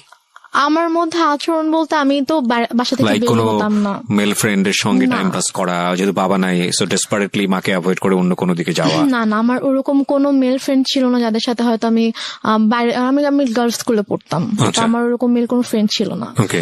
তো আমার যা ফ্রেন্ড ছিল, আমার যে বেস্ট ফ্রেন্ড ছিল ও আমাদের পাশের বাসারই ছিল আর কি। ওকে। ও আরেকটা কথা বলি যে আমরা যে এলাকাটায় বাসা করেছিলাম ওইখানে আমার জন্ম হয়, মানে আমার যখন জন্ম হয় তখন আমরা ওই এলাকাতেই থাকতাম, বাট ভাড়া থাকতাম। তো পরবর্তীতে গিয়ে আমরা ওখানে বাসা করেছিলাম। জি। তো আমার যে ছোটবেলার বন্ধুগুলো ছিল তো ওরা ওখানকারই ছিল। তো সেই হিসাবে জাস্ট ওদের আম্মুকে নিয়ে এসে আম্মু আমাকে বুঝাচ্ছিল যে বিভিন্নভাবে মোটিভেট করার চেষ্টা হ্যাঁ, করছিল। motivate করার ওকে। চেষ্টা করছিল। তো এর মাঝে যেটা হয় যে অক্টোবর মাসে আমার দুসম্পর্ক আত্মীয় হঠাৎ করে আম্মু বলে যে ওরা আসবে। আম্মু অনেক আয়োজন করতেছিল, বাজার টাজার করছে, রান্না করতেছে। তারপর আন্টি আসছে, আমার বান্ধবীর মা আসছে, বোন আসছে। তো বাসার মধ্যে একটা উৎসবের মতো একটা ব্যাপার, যে অনেক রান্না বান্না হচ্ছে, সব গুছাচ্ছে।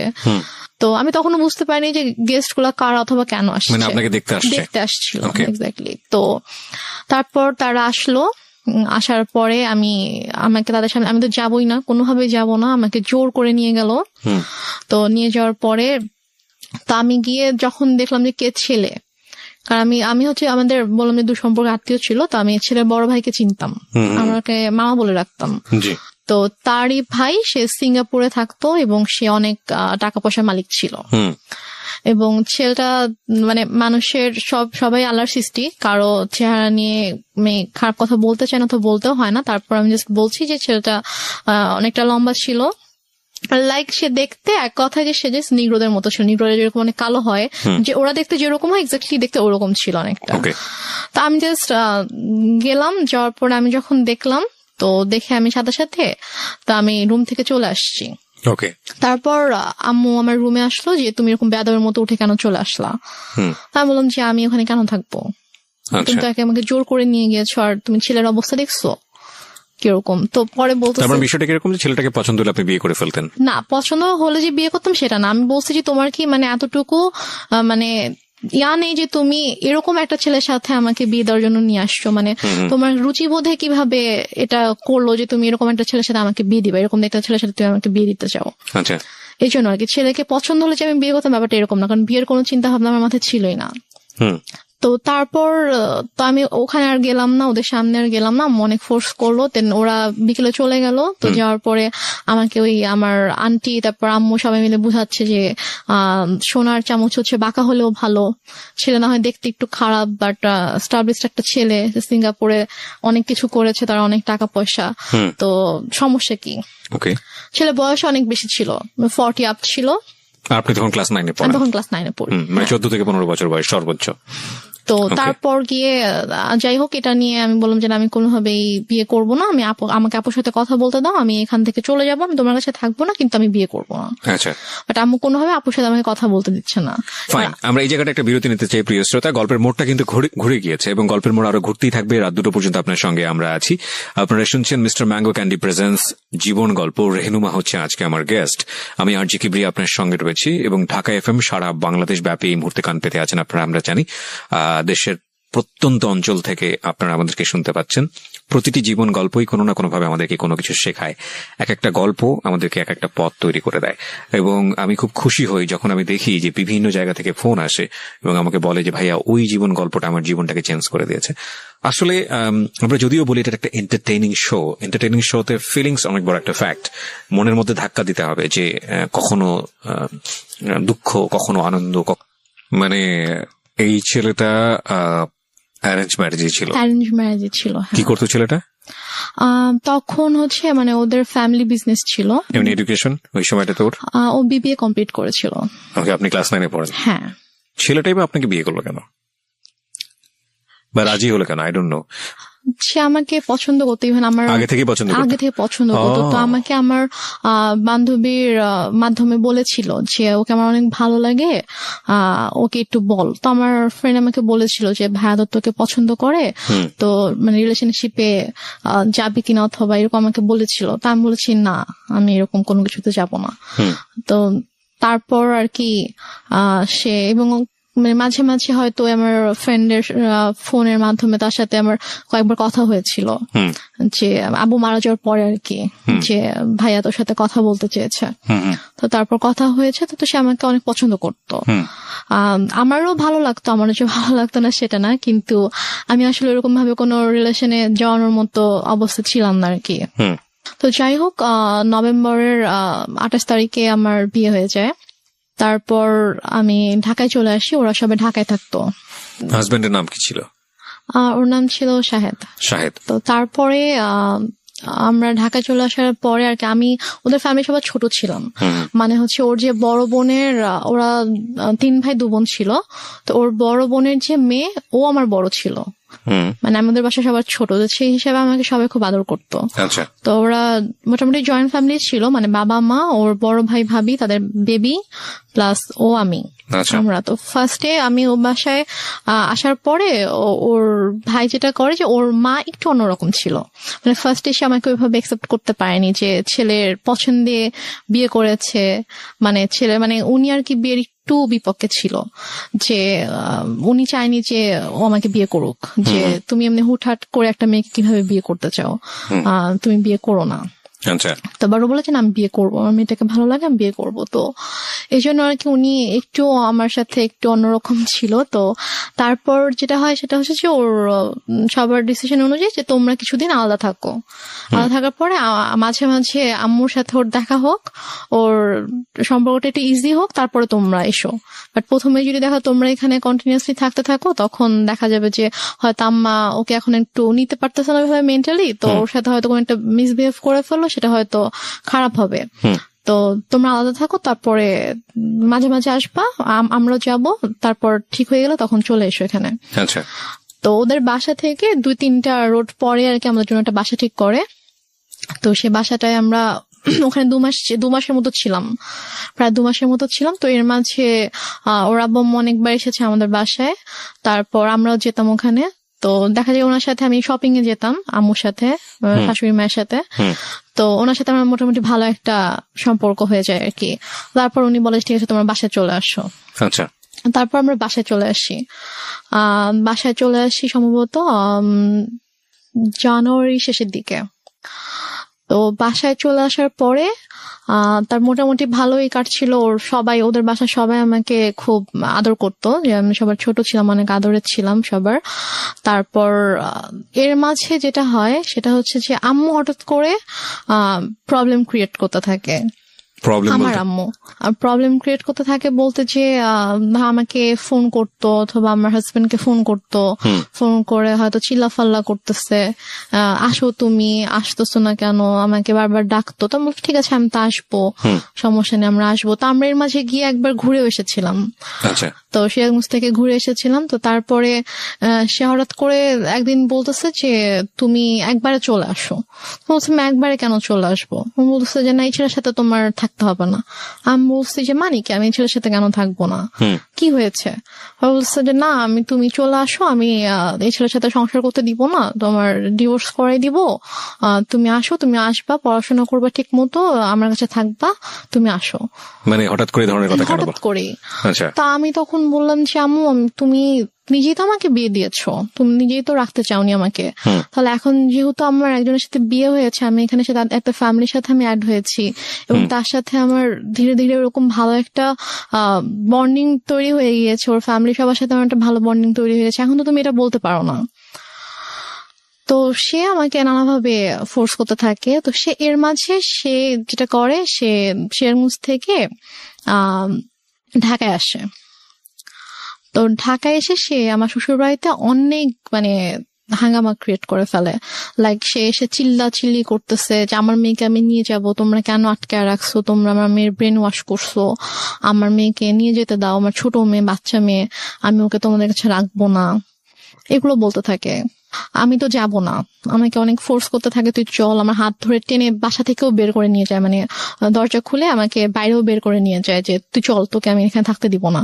তারপর গিয়ে আমার শাশুড়ি, তারপর আমার যা, ওরা গিয়ে আর কি আমাকে নিয়ে আসে যে আন্টি এরকম করেন না, আর বসেন শান্তভাবে আমরা কথা বলি। তো সে কোনোভাবে শান্ত হয় না, সে জাস্ট একটাই কথা, আমার মেয়েকে আমি রাখবো না। তারপর সে বলে যে আমরা তো ওকে যেতে দিব না। তো সে অনেক তর্কাতর্কির পরে সে রাগ করে বাসা থেকে বের হয়ে যায়। বেরোর সময় বলে যায় যে এনি হাও আমি আমার মেয়েকে নিয়ে যাব। দেখো, একটা কথা বলি রেহনুমা, আমি তুমি করে বলে ফেললাম, কারণ তুমি আমার বয়সে অনেক জুনিয়র হবা। একটা যেটা হচ্ছে যে গল্প না বিশ্বাস করার জন্য একটা মজবুত ভিত্তির প্রয়োজন হয়। একটা হচ্ছে যে তোমার মা নিজেই ইন্সপায়ার হয়ে বিয়ে দিচ্ছে। বিয়ের কয় মাসের পরের এই ঘটনা? বিয়ের হচ্ছে 3 মাস পর।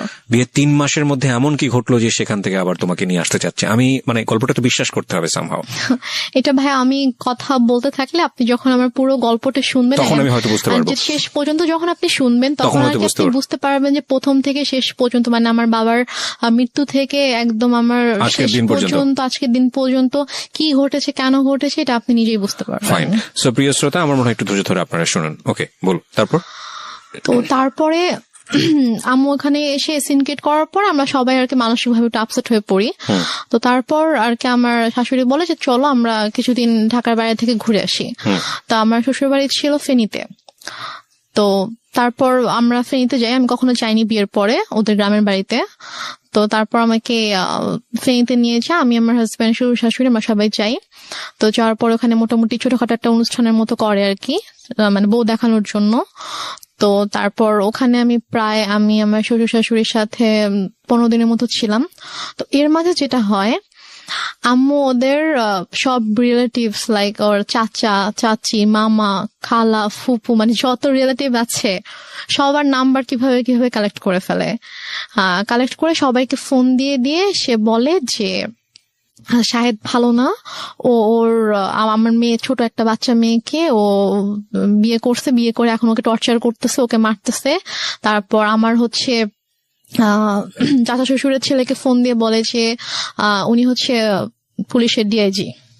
তো ওনাকে ফোন দিয়ে কমপ্লেন করে যে আপনার ভাই আমার মেয়েকে টর্চার করে, আমি তো আপনাদের নামে মামলা করব। তো স্বাভাবিকভাবে সে যেহেতু আইনের একজন তো সে বলে যে আমি যতটুকু জানি আমার ভাই এরকম কিছু করার কথা না, ঠিক আছে আপনি যেহেতু আমার কাছে কমপ্লেন করেছেন আমি ব্যাপারটা দেখবো। তো উনি তারপর আমার হাজবেন্ডকে, আমার শ্বশুর শাশুড়িকে কথা বলে, ওনার সাথে কথা বলে বলে যে কি হয়েছে। তখন বলতেছে যে তুমি আমাদের কথা বিশ্বাস করবো না, তুমি বৌমার থেকে শুনো যে আমাদের কোনো দোষ নেই অথবা আমরা কিছু করি না, ওর মা এরকম সিন ক্রিয়েট করতেছে। ওর মা একটু অন্যরকম, ওর মাই এরকম ঝামেলা করতেছে, আমাদের ওর থেকে শুনো। তো ভাই আমার সাথে কথা বলে, বলার পর ভাইয়াকে বলি যে ভাইয়া এরকম কোনো সমস্যা নেই, শাহেদ আমার সাথে কোনো খারাপ ব্যবহার করেনি, আমাকে কখনো মারেনি, আর ওর সাথে আমার অনেক ভালো সম্পর্ক, কিন্তু আম্মু চাচ্ছে না যে আমি ওর সঙ্গে থাকি, এই জন্য আম্মু এরকম সিনকিট গুলো করছে, আপনি কিছু মনে করেন না, আমি খুবই সরি আমার মার পক্ষ থেকে। এবং ওদের ফ্যামিলি সবার কাছে আমি খুব মানে সরি বলি যে আমার জন্য আপনাদেরকে এত কিছু সহ্য করতে হচ্ছে। মানে ওদের কাছে কন্টিনিউয়াসলি সবার থেকে ফোন আসতে থাকে, ওদের সব রিলেটিভসরা ওদেরকে ফোন দেয় যে কি তোমরা নাকি বউ আটকে রেখে বউকে পিটাচ্ছ। তো সে যেটা করে যে ওদের মানে বাসার যে থানা ছিল ওই থানায় ফোন করে, থানার ওসিকে ফোন করে, ফোন দিয়ে বলে যে অমুক মানে অ্যাড্রেস বলে যে অমুক বাসার মধ্যে আমার মেয়েকে আটকে রাখছে, আমার মেয়েকে আমার কাছে আসতে দিচ্ছে না, আমার মেয়ে অনেক কান্নাকাটি করতেছে আমাকে ফোন দিয়ে, আপনারা প্লিজ ওখানে যান, গিয়ে আমার মেয়েকে আমার কাছে পাঠিয়ে দেন। তখন ওরা বলে যে এটা তো অমুক স্যারের বাড়ি, তো স্যারের ফ্যামিলিতে তো এরকম হওয়ার কথা না, আমি আপনার কথা বিশ্বাস করতে পারছি না, ঠিক আছে আমাকে এটা দেখতে হবে। তো উনি দেন আমার ওই যে ভাসুরকে ফোন করে, ডিআইজি যিনি ওনাকে ফোন করে বলে যে স্যার এরকম একজন ফোন দিয়েছিল, এখন আমি কি করব, আমি কি যাবো আপনাদের বাসায়? তখন বলে যে আমার বাসায় যাওয়ার কোনো দরকার নেই, উনি আমাকেও ফোন দিয়েছিল, আমি কথা বলেছি, এরকম কিছু নেই, তুমি চাইলে তুমি যেতে পারো, গিয়ে আমার ভাইয়ের বউর কাছ থেকে শুনে আসতে পারো যে এরকম কিছু হয়েছে কিনা। তো সে বলে না স্যার আমি এটা দরকার মনে করছি না, তো উনি আর আসে না। তো তারপর গিয়ে তো ওই ভাইয়া যখন জানায় আমার হাজবেন্ডকে, তখন ও বলে যে অনেক হয়েছে, মান সম্মান নষ্টের একটা লিমিট থাকে, ফ্যামিলি সবার সামনে তো করেছিল, এখন এখানেও করছে, তো তুমি একটা কাজ করো, যেহেতু মা যেহেতু এত করে চাচ্ছে তুমি ওনার কাছে গিয়ে থাকো, তুমি যাও, তুমি গিয়ে তার কাছে গিয়ে একটু বুঝা বলো যেরকম কেন করতেছে, তুমি কিছুদিন তার কাছে থাকো, থাকলে হয়তো তার ভালো লাগবে। আচ্ছা, এটা বলে সে? হ্যাঁ এটা বলে। তো বলে সে, ও ঢাকায় ছিল, আমি ফেনীতে ছিলাম, তো ঢাকা থেকে ফেনীতে আসে, এসে আমাকে ঢাকায় নিয়ে দেন একদিন পরে আমাকে সিরাজগঞ্জে দিয়ে আসে আম্মুর কাছে। তো ওই যে আমি গেলাম, আমাকে আম্মু আর আসতে দেয় না, সে আমার হাজবেন্ডকেও আসতে দেয় না, আমাকে বলে যে নিয়ে যাবো। 15-20 দিন ছিলাম, থাকার পর থেকে তো ওই সবাই ফোন দিচ্ছে, শাশুড়ি ফোন দিচ্ছে, শ্বশুর ফোন দিচ্ছে যে ওকে পাঠান, ওকে নিয়ে আসুক। তো তারপর গিয়ে আমি আম্মুর কাছে থাকা শুরু করলাম। তারপর আমার হাজবেন্ডের সাথে অলমোস্ট মানে 3-4 মাসের মতো আমার দেখা হয়নি, কারণ আম্মু না আমাকে যেতে দিচ্ছিল ঢাকায়, না হচ্ছে ওকে আসতে দিচ্ছিল। ও আসতে চলে বলতেছিল যে আমার কিন্তু মানে ছোট মেয়ে, ওর কিন্তু 18 বছর হয়নি, নাবালক মেয়ে, আমি কিন্তু তোমার নামে মামলা করে দিব, এই ধরনের কথা বলে। হ্যাঁ, এই ধরনের হুমকি। কিন্তু যখন আপনাকে বিয়ে দেওয়া হয়েছিল সেই সময়টাতে পেপারে কি মা সাইন করেনি? না, মা সাইন করেনি। বিয়েটা কিভাবে হয়েছিল? বিয়েটা হয়েছিল হচ্ছে বাসায় কাজী এসেছিল, তো কাজী বিয়ে পড়িয়েছিল, মানে সাইনও নিয়েছিল, কাবিননামায় সাইনও নিয়েছিল, তারপর ওখানে 4 জন সাক্ষীও ছিল, কিন্তু মার সাইন ছিল কিনা অথবা করেছিল কিনা সেটা আমার ঠিক মনে নেই, তো মনে হয় না মা সাইন করেছিল। কারণ পরে যখন আমি যখন পেপারস দেখেছিলাম তখন দেখেছি ওখানে যে সাক্ষীদের সাইন ছিল, আমার আর আমার হাজবেন্ডের সাইন ছিল। সাক্ষী ছিল হচ্ছে ওর 2 জন আঙ্কেল ছিল সাক্ষী, আর আমার পক্ষ থেকে আমার একটা মামা আর আমার একটা ভাইয়া ছিল। ফাইন, এখানে একটা বিষয় জড়িত আছে, ওর ফ্যামিলি থেকে কি লোকজন এখানে এসেছিল? হ্যাঁ। তোর ফ্যামিলির পক্ষ থেকে ওর বাবা মা কেউ সাইন করেনি পেপারে? না, ওর বাবা মা আসেনি বিয়েতে। কেন আসেনি? বাবা মা আসেনি, বাবা তখন অনেক অসুস্থ ছিল, আর ওর মা তো রাগ করেছিল জন্য ওর মা আসেনি। Renuma, this is totally unbelievable, cause অসুস্থ হলে তো বিয়েটা পিছিয়ে যাওয়ার কথা। বিয়েটা অসুস্থ ছিল বলতে উনি হচ্ছে প্যারালাইসিস ছিল, তো উনি তো চাইলেই উনি মুভ করতে পারতো না, বাট ওর মার আসার কথা, বাট ওর মাকে ওরা কোনোভাবেই কনভিন্স করতে পারেনি। তো ওর ভাই বোন, তারপর হচ্ছে ওর আঙ্কেল আন্টিরা সবাই এসেছিল। তো ওই ফার্স্ট রিলেটিভ যে হয় তারই তো সাইন করার কথা ডকুমেন্টসে। দেনমোহর কত ছিল? দেনমোহর আমার ঠিক মনে নাই, সম্ভবত 5 লাখ ছিল। আপনার ফার্স্ট বিয়ে অথচ আপনার দেনমোহরটা মনে নাই, এটা মানুষ কিন্তু সহজভাবে নিবে না, কারণ it's a very sensitive story, that's why I am asking. এবং আপনার পক্ষ থেকে তো আপনার মার অবশ্যই সাইন থাকার কথা, যেহেতু আপনার মা ইন্সপায়ার করছে বিয়েটা দেওয়ার জন্য, সো ওনারও সাইন নাই। তার মানে লজিক্যালি যদি আমি যাই তাহলে এখানে ওনার বিয়েতে মত ছিল না, এটা প্রথম থেকেই বোঝা যাচ্ছে, যদিও আপনার কথা অনুযায়ী বিষয়টা একদম ডিফারেন্ট। ওকে, 3 মাসের মধ্যে এত বড় কি ঘটনা ঘটে গেল যে কারণে মা তাকে নিয়ে আসবে, যেটা আমি আপনি একটু আগে বলেছেন যে পুরো গল্পটা শুনলে হয়তো বা জিনিসটা পুরোটা বোঝা যাবে। ওকে, সো আমাদের এখানে একটা ডিলেমা তৈরি হচ্ছে প্রিয় শ্রোতা, বাট আমরা এখনই কোনো রেজাল্টে না যাই, আমরা একটু সামনের দিকে যাই, দেখি লজিক্যালি মেলে কিনা। হ্যাঁ, তারপর কি হলো? তারপরে হচ্ছে আমার ওদের ফ্যামিলি থেকে সবাই আম্মুকে ফোন করতো, আম্মুকে বোঝানোর চেষ্টা করতো যে আমরা আসি, সামনাসামনি কথা বলে ঠিক করার চেষ্টা করি যে দেখি ঠিক হয় কিনা, আপনি কেন এরকম করছেন। তো বাট আম্মু বলেছে আমি এই বিষয়ে কোনো কথাই বলবো না, মানে একটাই কথা ছিল তার যে আমি আমার মেয়েকে সংসার করতে দিব না, আমি আপনার ছেলের সাথে রাখবো না। তো এদিকে আমার সাথেও কথা বলতে দিত না, লাইক আমার ফোন আম্মু আমার থেকে নিয়েছিল, আমার ফোন আমার কাছে রাখতে দিত না। আমার হাজবেন্ড ফোন করতো আম্মুর ফোন করলে আমাকে কখনো দিত কখনো দিত না।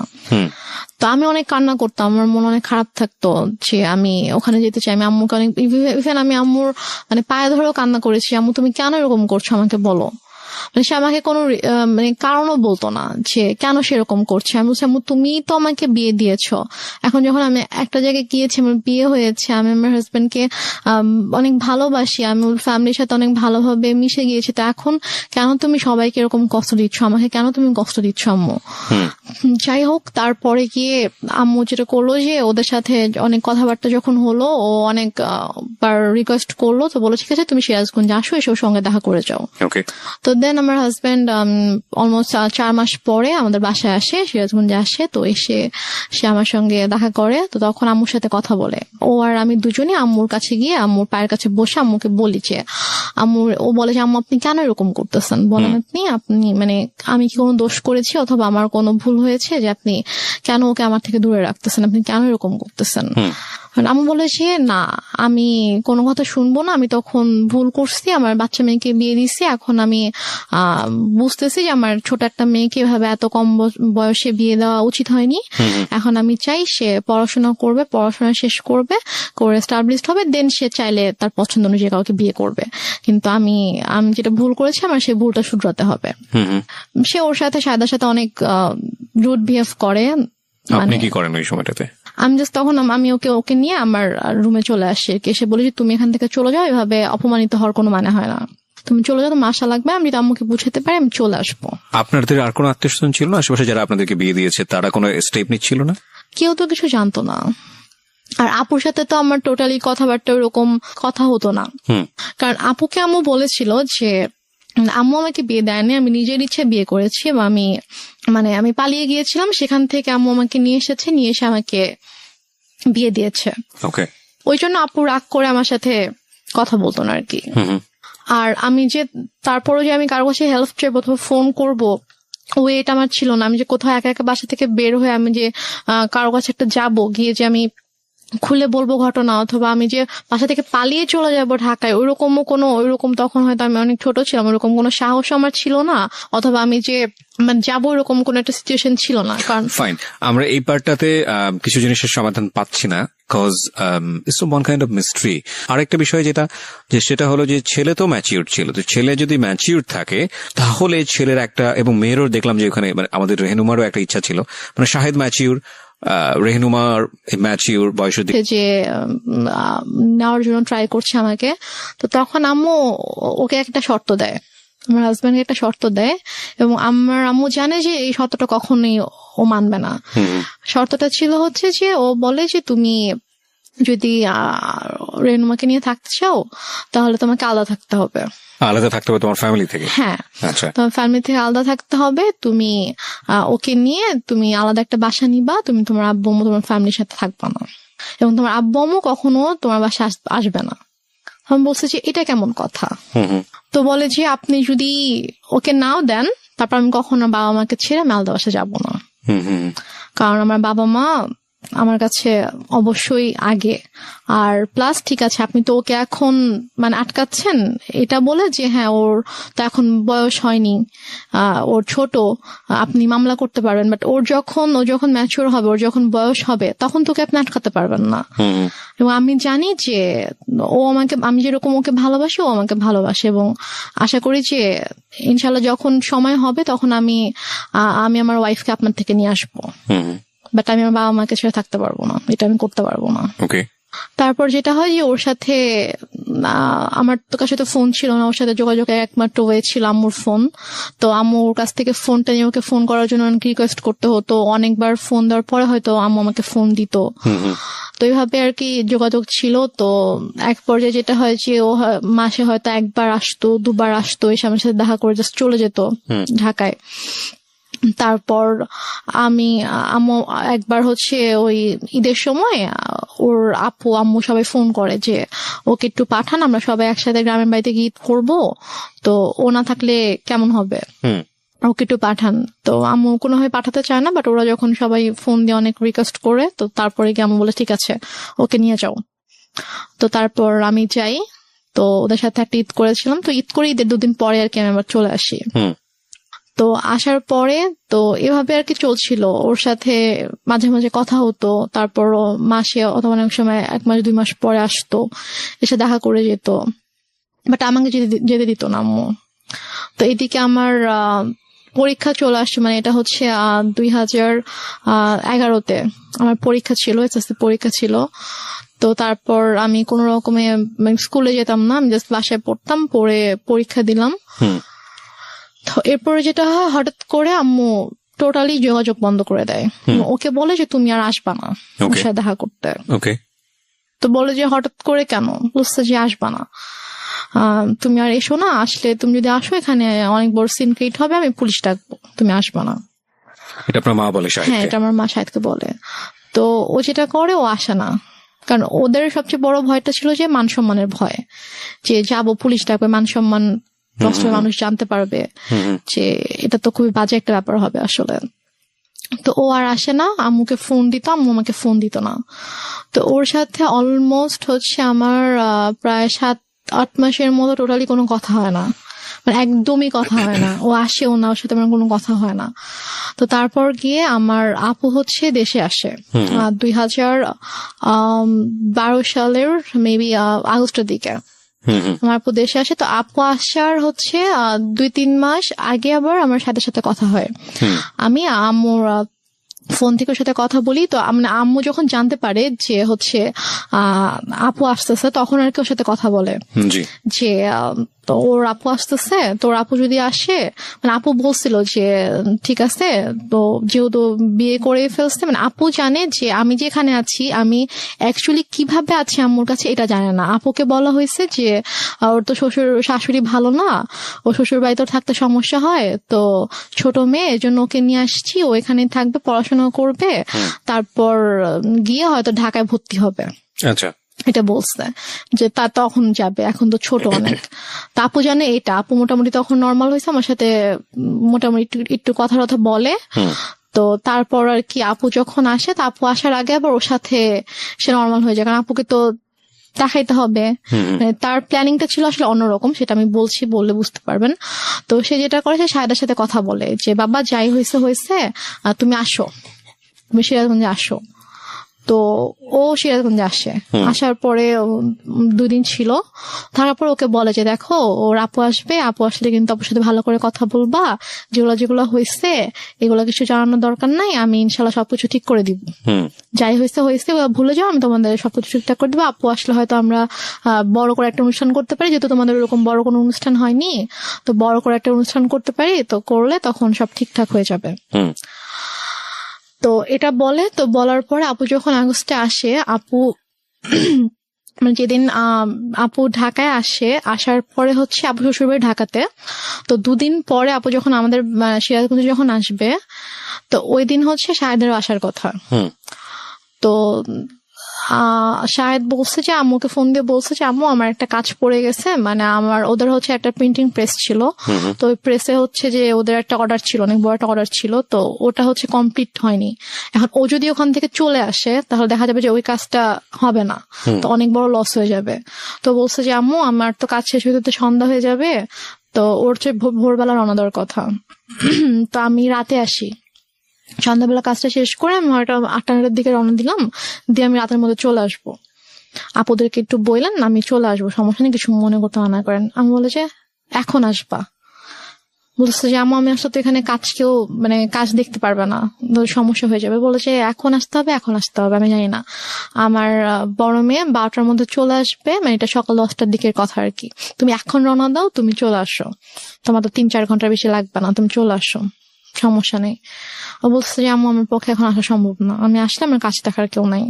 তো এটা নিয়ে অনেক তর্কাতর্কি হয়। তো হওয়ার পরে লাস্টে গিয়ে আম্মু ওকে বলে যে তোকে আমি এখন বলছি তুই এখন আসবি। রেগে যায় আর কি। রেগে যায়, আম্মু রেগে ওকে তুই তো করে শুরু করে, বলে যে তোকে আমি বলছি তুই এখন আসতে হবে। এবং ওর ওর এটা নিয়ে খুব মানে ইয়া হয়, ওর ইগোতে লাগে যে আমার শাশুড়িকে আমাকে তুই করে কথা বলবে। তো বলে যে আম্মু আমি যাবো না। বলছে তুই যদি এখন না আসিস, এখন যদি রওনা না দিস, তুই যদি এখন না আসিস তাহলে তুই জীবনও এখানে আসবি না, তুই ভুলে যা আমার মেয়েকে, জীবনে আসতে পারবি না, আমি তোদের রিলেশন জীবনেও ঠিক করবো না, তুই জীবনে আসতে পারবি না। তো বলছে যে আম্মু মানে এটা তো বুঝতে হবে, আমার সমস্যাটা যদি আপনি না বুঝেন তাহলে তো আমার কিছু করার নেই। তো তারপরও মানে ও চেষ্টা করে বুঝাইতে, বাট আম্মু বলেছে না এনিহাও আসতে হবে। তো বলেছে আমার পক্ষে সম্ভব না আসা। তো যাই হোক ও ফোনটা রেখে দেয়। তো আপুরা চলে আসে। তো আপুরা আসার পরে আপুদেরকে যেটা বলে সেটা হচ্ছে যে ও বলছে যে আপনার মেয়ে আসছে তো আমি কি করব, আমার কেন যাইতে হবে, আমি যাইতে পারবো না আপনার মেয়ের সাথে দেখা করতে। আপনার বড় মেয়েকে বললেন তার যদি আমার সাথে দেখা করতে হয় সেজন্য আমার বাসায় এসে আমার সঙ্গে দেখা করে, বাট এটা কিন্তু ও বলেইনি। তারপরে গিয়ে বলে যে আপু আপু তো এটা শুনে খুব হার্ট হয় যে কেন এটা বলবে, আমাদের ছোট, ওকে আমরা নিজেরা ডাকলাম যে হ্যাঁ আম্মু ওকে আসতে বললো, আমরা ওর সাথে দেখা হয়নি, ওর সাথে দেখা করব, তো ওর ফ্যামিলির সাথেও দেখা করব, তো কেন এভাবে রিয়াক্ট করছে। তো তারপরে গিয়ে বলে যে হ্যাঁ তোমাকে তো বলছিলামই ছেলে ভালো না, ছেলের মা ভালো না, ছেলে এরকমই, দেখছো কিরকম বেয়াদব। মানে আম্মু এটা করছে হচ্ছে সম্পূর্ণ ইচ্ছাকৃত ভাবে। ফার্স্টে ওকে ওকে ঠিকঠাক করছে, ওর সাথে সম্পর্কটা ঠিক করছে, ঠিক করে ও আসছে। তারপর যেদিন আসবে মানে আসলে আপুর সাথে দেখা হলে তো সবকিছু নর্মাল হয়ে যেত, এবং হয়তো আপুর সাথে সম্পর্কটা যদি নর্মাল হয়ে যেত তখন যদি আমি শ্বশুরবাড়িতে চলে যেতাম তখন হয়তো আপুকে ডিটেল ঘটনাটা বলতে পারতাম যে আসলে ব্যাপারগুলো কিন্তু এতদিন এভাবে ঘটেছে। আম্মু আসলে এটা চাইনি যে আমাদের সম্পর্কটা স্বাভাবিক হোক এবং আপুর সাথে ওর সম্পর্কটা স্বাভাবিক হোক। ওকে। তো ইচ্ছাকৃত ভাবে আম্মু এরকম সিন ক্রিয়েটটা করেছে। তো আপু ভাইয়া তো অনেক রেগে গেল। রেগে যাওয়ার পরে বলতেছে যে ঠিক আছে বাদ দেন, এই ছেলের সাথে আসলে দরকার নেই, সংসারের দরকার নেই, ওকে ইয়া করেন, ডিভোর্স পেপার পাঠায় দেন। বাট আপনি তখন কি বলছিলেন? আমি তখন বলছি যে আমি তো ডিভোর্স দিব না। আমাকে ভাইয়া জিজ্ঞেস করছে যে তুমি কি বলো, আমি বলছি আমি ডিভোর্স দিব না, কি করবা? আমি বলছি আমি ওখানে যাবো, আমি ওদের বাসায় যাবো। তো বলছে যে আম্মু তখন বলছে যে দেখছো কিরকম নির্লজ্জ মেয়ে, এইভাবে নিজের বোন ভাই মাকে অপমান করছে ওর জামাই, আর ও এরকম জামাইয়ের সাপোর্ট করে কথা বলছে, এখন ওখানে যেতে চাচ্ছে, কত বড় খারাপ মেয়ে, নির্লজ্জ মেয়ে, এগুলো বলছিল আর কি। তো তারপর গিয়ে ভাইয়া বলে যে তুমি কেন যেতে চাও, যে তোমার ভাই আপুকে অসম্মান করছে।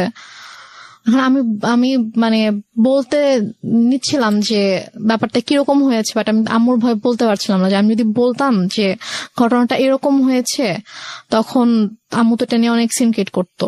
তো দেন আর রাতের বেলা আপু বলছে যে আমি ভাবছি যে রাতের বেলা যখন ঘুমাতে যাবো, আম্মু যখন ঘুমিয়ে যাবে তখন আমি আপুকে গিয়ে বলবো যে আপু ঘটনাগুলো কিন্তু এরকম হয়েছে, তুমি ওকে ভুল বুঝো না, তুমি ব্যাপারটা প্লিজ সলভ করো, আমি এটা বলতে চেয়েছি। তো তারপর রাতে যখন আপুকে বলেছে আপু আমি তোমার সাথে ঘুমাবো, বলছে আচ্ছা ঠিক আছে।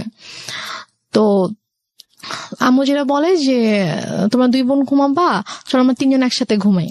কারণ আম্মু হয়তো বুঝতে পেরেছে যে আমি যদি আপুকে কিছু বলে দেই, রাইট রাইট, ওকে। তারপর বলে যে আমি তোমাদের সাথে ঘুমাবো। পরে আমি বলছি যে না আমি আর আপু ঘুমাবো রুমে, আর খাটে তো 3 জনের জায়গা হবে না। তো আপুর তখন বেবি ছিল 2টা। তো আপুর যে বড় বেবিটা ওর বয়স ছিল 2.5 বছর, তো ওর বাবার সাথে ঘুমাবে আর কি।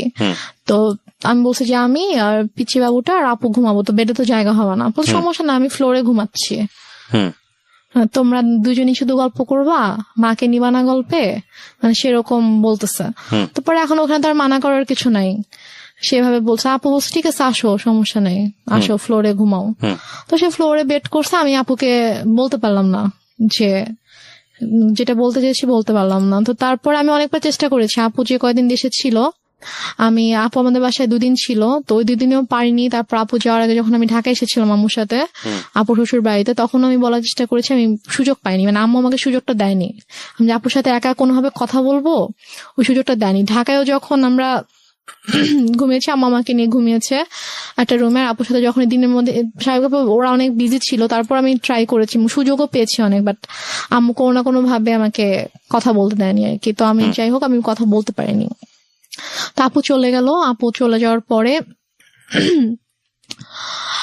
এটা হচ্ছে 2012 সালে আপু সেপ্টেম্বরের দিকে চলে গেল। তো যাওয়ার পরে ওর সাথে ওই আগস্ট থেকে কিন্তু আমার আবার কোনো যোগাযোগ নেই। তো হঠাৎ করে 2013 সালের এপ্রিলে হঠাৎ করে আমার কাছে ফোন আসে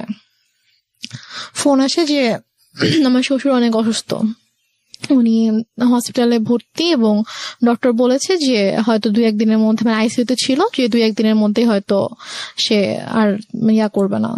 তো উনি নাকি যখন মানে অসুস্থ হয়ে যায় আইসিইউতে যাওয়ার আগে নাকি উনি বলেছে যে মানে আমাকে দেখতে চায়, আমার কথা বলেছে যে ওকে একবার দেখতে চাই, ওকে একটু নিয়ে আসো। তো এই জন্য ওরা আবার ওদের বাবাকে প্রচন্ড ভালোবাসতো আর কি। তো ওরা সবাই আম্মুকে ফোন দিয়ে মানে এটাও বলছে, আন্টি আপনার পায়ে ধরি প্লিজ আপনি ওকে পাঠান, ওকে আব্বু দেখতে চাইছে। তো আম্মু কোনোভাবে রাজি হয় না। আমি অনেক কান্নাকাটি করে আম্মু প্লিজ যেতে দাও। আমার শ্বশুর আমাকে অনেক আদর করতেন, মানে আমি ওনাকে বাবা ডাকতাম, আমার আব্বুকে আমি বাবা ডাকতাম। তো মানে উনি আমাকে খুবই আদর করতো। তো আমি যখন শুনি যে এরকম অসুস্থ, আমার খুবই খারাপ লাগে। এবং আমার বাবা মারা যাওয়ার পর থেকে আমি যে কদিনই ওনার সাথে ছিলাম আমার কাছে জাস্ট মনে হয়েছে যে এটা আমার বাবা। তো আমি আম্মুকে অনেক রিকোয়েস্ট করি, তারপর ওরাও তো কন্টিনিউয়াসলি ফোন দিচ্ছিল। তারপর আম্মু বলে ঠিক আছে আমি ওকে নিয়ে আসতেছি, আমি নিয়ে যাবো, আমি নিয়ে আসবো, তোমাদের আসতে হবে না। তো আম্মু আমাকে নিয়ে ঢাকায় আসার পরে তো হসপিটালে ছিল আম্মু 2 দিন ছিল। 2 দিন রেডি করে দেন আমার পেপারস নিয়ে আসছে যে তুমি এখানে সাইন করে দাও। তো আমি বলছি কিসের পেপার? তো বলেছে যে এটা ডিভোর্স পেপার। তো আমি বলেছি যে আমি সাইন করব না, তোমাকে সাইন করতে হবে। আমি বলছি না আম্মু আমি করবো না সাইন। তো তারপর আম্মু আমাকে ফোর্স করে, আম্মুর সাথে একটু তর্কাতর্কি হয়, আম্মু আমাকে মানে একটু মারধরও করে। তো তারপর গিয়ে আমি ওই দিন সাইন করি না। তো তারপর গিয়ে তার কয়েকদিন পরে হঠাৎ করে আম্মু বলে যে সকালবেলা বলছে যে চলো এক জায়গায় যেতে হবে। তো আমি বললাম কোথায়? চলো গেলে দেখতে পাবা। তো গিয়েছি, তো যে দেখি যে একজন হচ্ছে লয়ার, তো ওনার বাসা আর কি। তো ওনার বাসায় গিয়েছি, তো ওনার বাসায় দেখি ওই লয়ারটা আছে, সাথে আরেকজন লোক আছে। পরে বুঝতে পারলাম উনি হচ্ছে কাজী। আচ্ছা। তো ওখানে গিয়ে আমাকে পেপারস গুলো নিয়ে বলছে যে নাও এখানে সাইন করো, সাইন করতেই হবে, এখানে কোনো সিনকিট করো না, এখানে সাইন করে দাও। তো আমি তো কিছুতেই সাইন করব না, আমি অনেক কান্নাকাটি করছিলাম। তো লয়ার ওয়াইফ বলছিল যে আপা আপনি তো বলেছেন যে আপনার মেয়ে নিজের ইচ্ছায় ডিভোর্স দিতে চায়, তো মেয়ে কেন কান্না করছে? ওকে, তাহলে কি মেয়ে চায় না?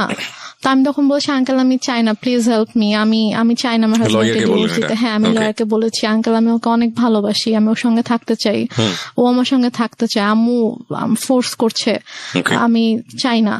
তখন লয়ার বলে যে আপা আমি তো এটা করতে পারবো না, আপনি করেন, আপনি হচ্ছে আমি ওর হাজবেন্ডকে ডাকাবো, ওদেরকে সামনাসামনি কথা বলবো, বলে যদি দেখি যে না ওদের মধ্যে সমস্যা, ওরা সাথে থাকতে চায় না, তখন গিয়ে আমি এটা করবো। তার আগে আমি তো আপনার কথা শুনে বিশ্বাস করে ফেলেছিলাম যে আসলেই ওনার ছেলে ভালো না, বাট মেয়ের অবস্থা দেখে তো আমি এখন বুঝতে পারছি যে না আসলে আপনি মিথ্যা বলেছেন। তো সে বলে যে আমি আপনাকে টাকা দিচ্ছি, আপনি আমার কাজ করবেন। সে বলে আপা আমি এটা করতে পারবো না।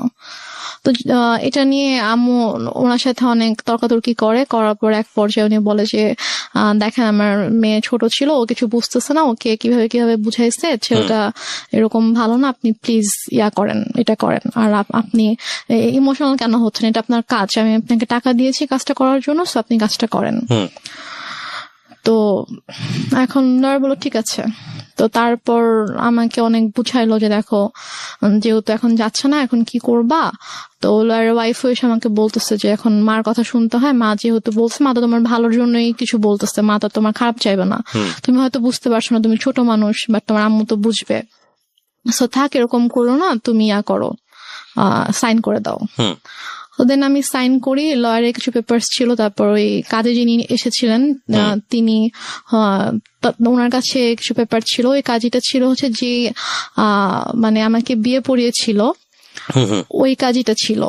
তো দেন উনি আমাকে বলতেছিল যে উনি আম্মুকে বলছিল যে আমি তো বিয়ে পড়িয়েছিলাম, হ্যাঁ, তো এর মাঝে এমন মানে কি সমস্যা হয়ে গেল, আবার আমি কিছু বুঝতে পারছি না, আবার এখন ও এইভাবে কান্না করছে, মানে আমি তো আসলে কিছুই বুঝতে পারছি না। তা আম্মু ওনাকে একটা ধমক দিয়ে বলছে, আপনাকে তাতে কিছু বুঝতে হবে না, আপনাকে আমি পে করে আনছি, আপনার যেটা কাজ আপনি কাজ শেষ করে এখান থেকে চলে যান, এটা আমার পার্সোনাল ম্যাটার। তো তারপর যাই হোক ওখানে আমি এক পর্যায়ে আমি সিগনেচার করে দিই, করে আমি আমরা বাসায় চলে আসি। তো বাসায় চলে আসার পরে আম্মু ওকে পেপারস গুলো তো অফিসিয়ালি পাঠিয়ে দেওয়া হয় শাহেদের কাছে। তো শাহেদ যখন পেপারস পায়, হাতে পায়, তখন শাহেদ আম্মুকে ফোন করে যে আম্মু এসব কি, এটা কেন? মিনিংটা হচ্ছে finally you sign the papers? হ্যাঁ, আমি পেপার সাইন করি। ওকে। তো তারপর শাহেদ যখন আমাকে ফোন করে যে আম্মু পেপার শেষে, আমি তো ওকে ডিভোর্স দিতে চাই না, আমি তো সাইন করবো না। তো বলেছে যে না, তোমাকে তো তুমি সাইন করো, তোমাকে সাইন করতে হবে, তো তোমাকে ডিভোর্স দিয়ে দিয়েছে। বলছে আমি ওর সাথে কথা বলতে চাই, ও আমাকে ডিভোর্স দিতে পারে না, আমি জানি ও আমাকে ডিভোর্স কখনোই দিবে না। তো বলে যে ওর সাথে কথা বলা যাবে না, আর আসলে ব্যাপারটা কি, তোমাকে এখন কিভাবে বলবো নিজের মেয়ের কথা, এখন ওর তো অন্য একটা ছেলের সাথে রিলেশন আছে।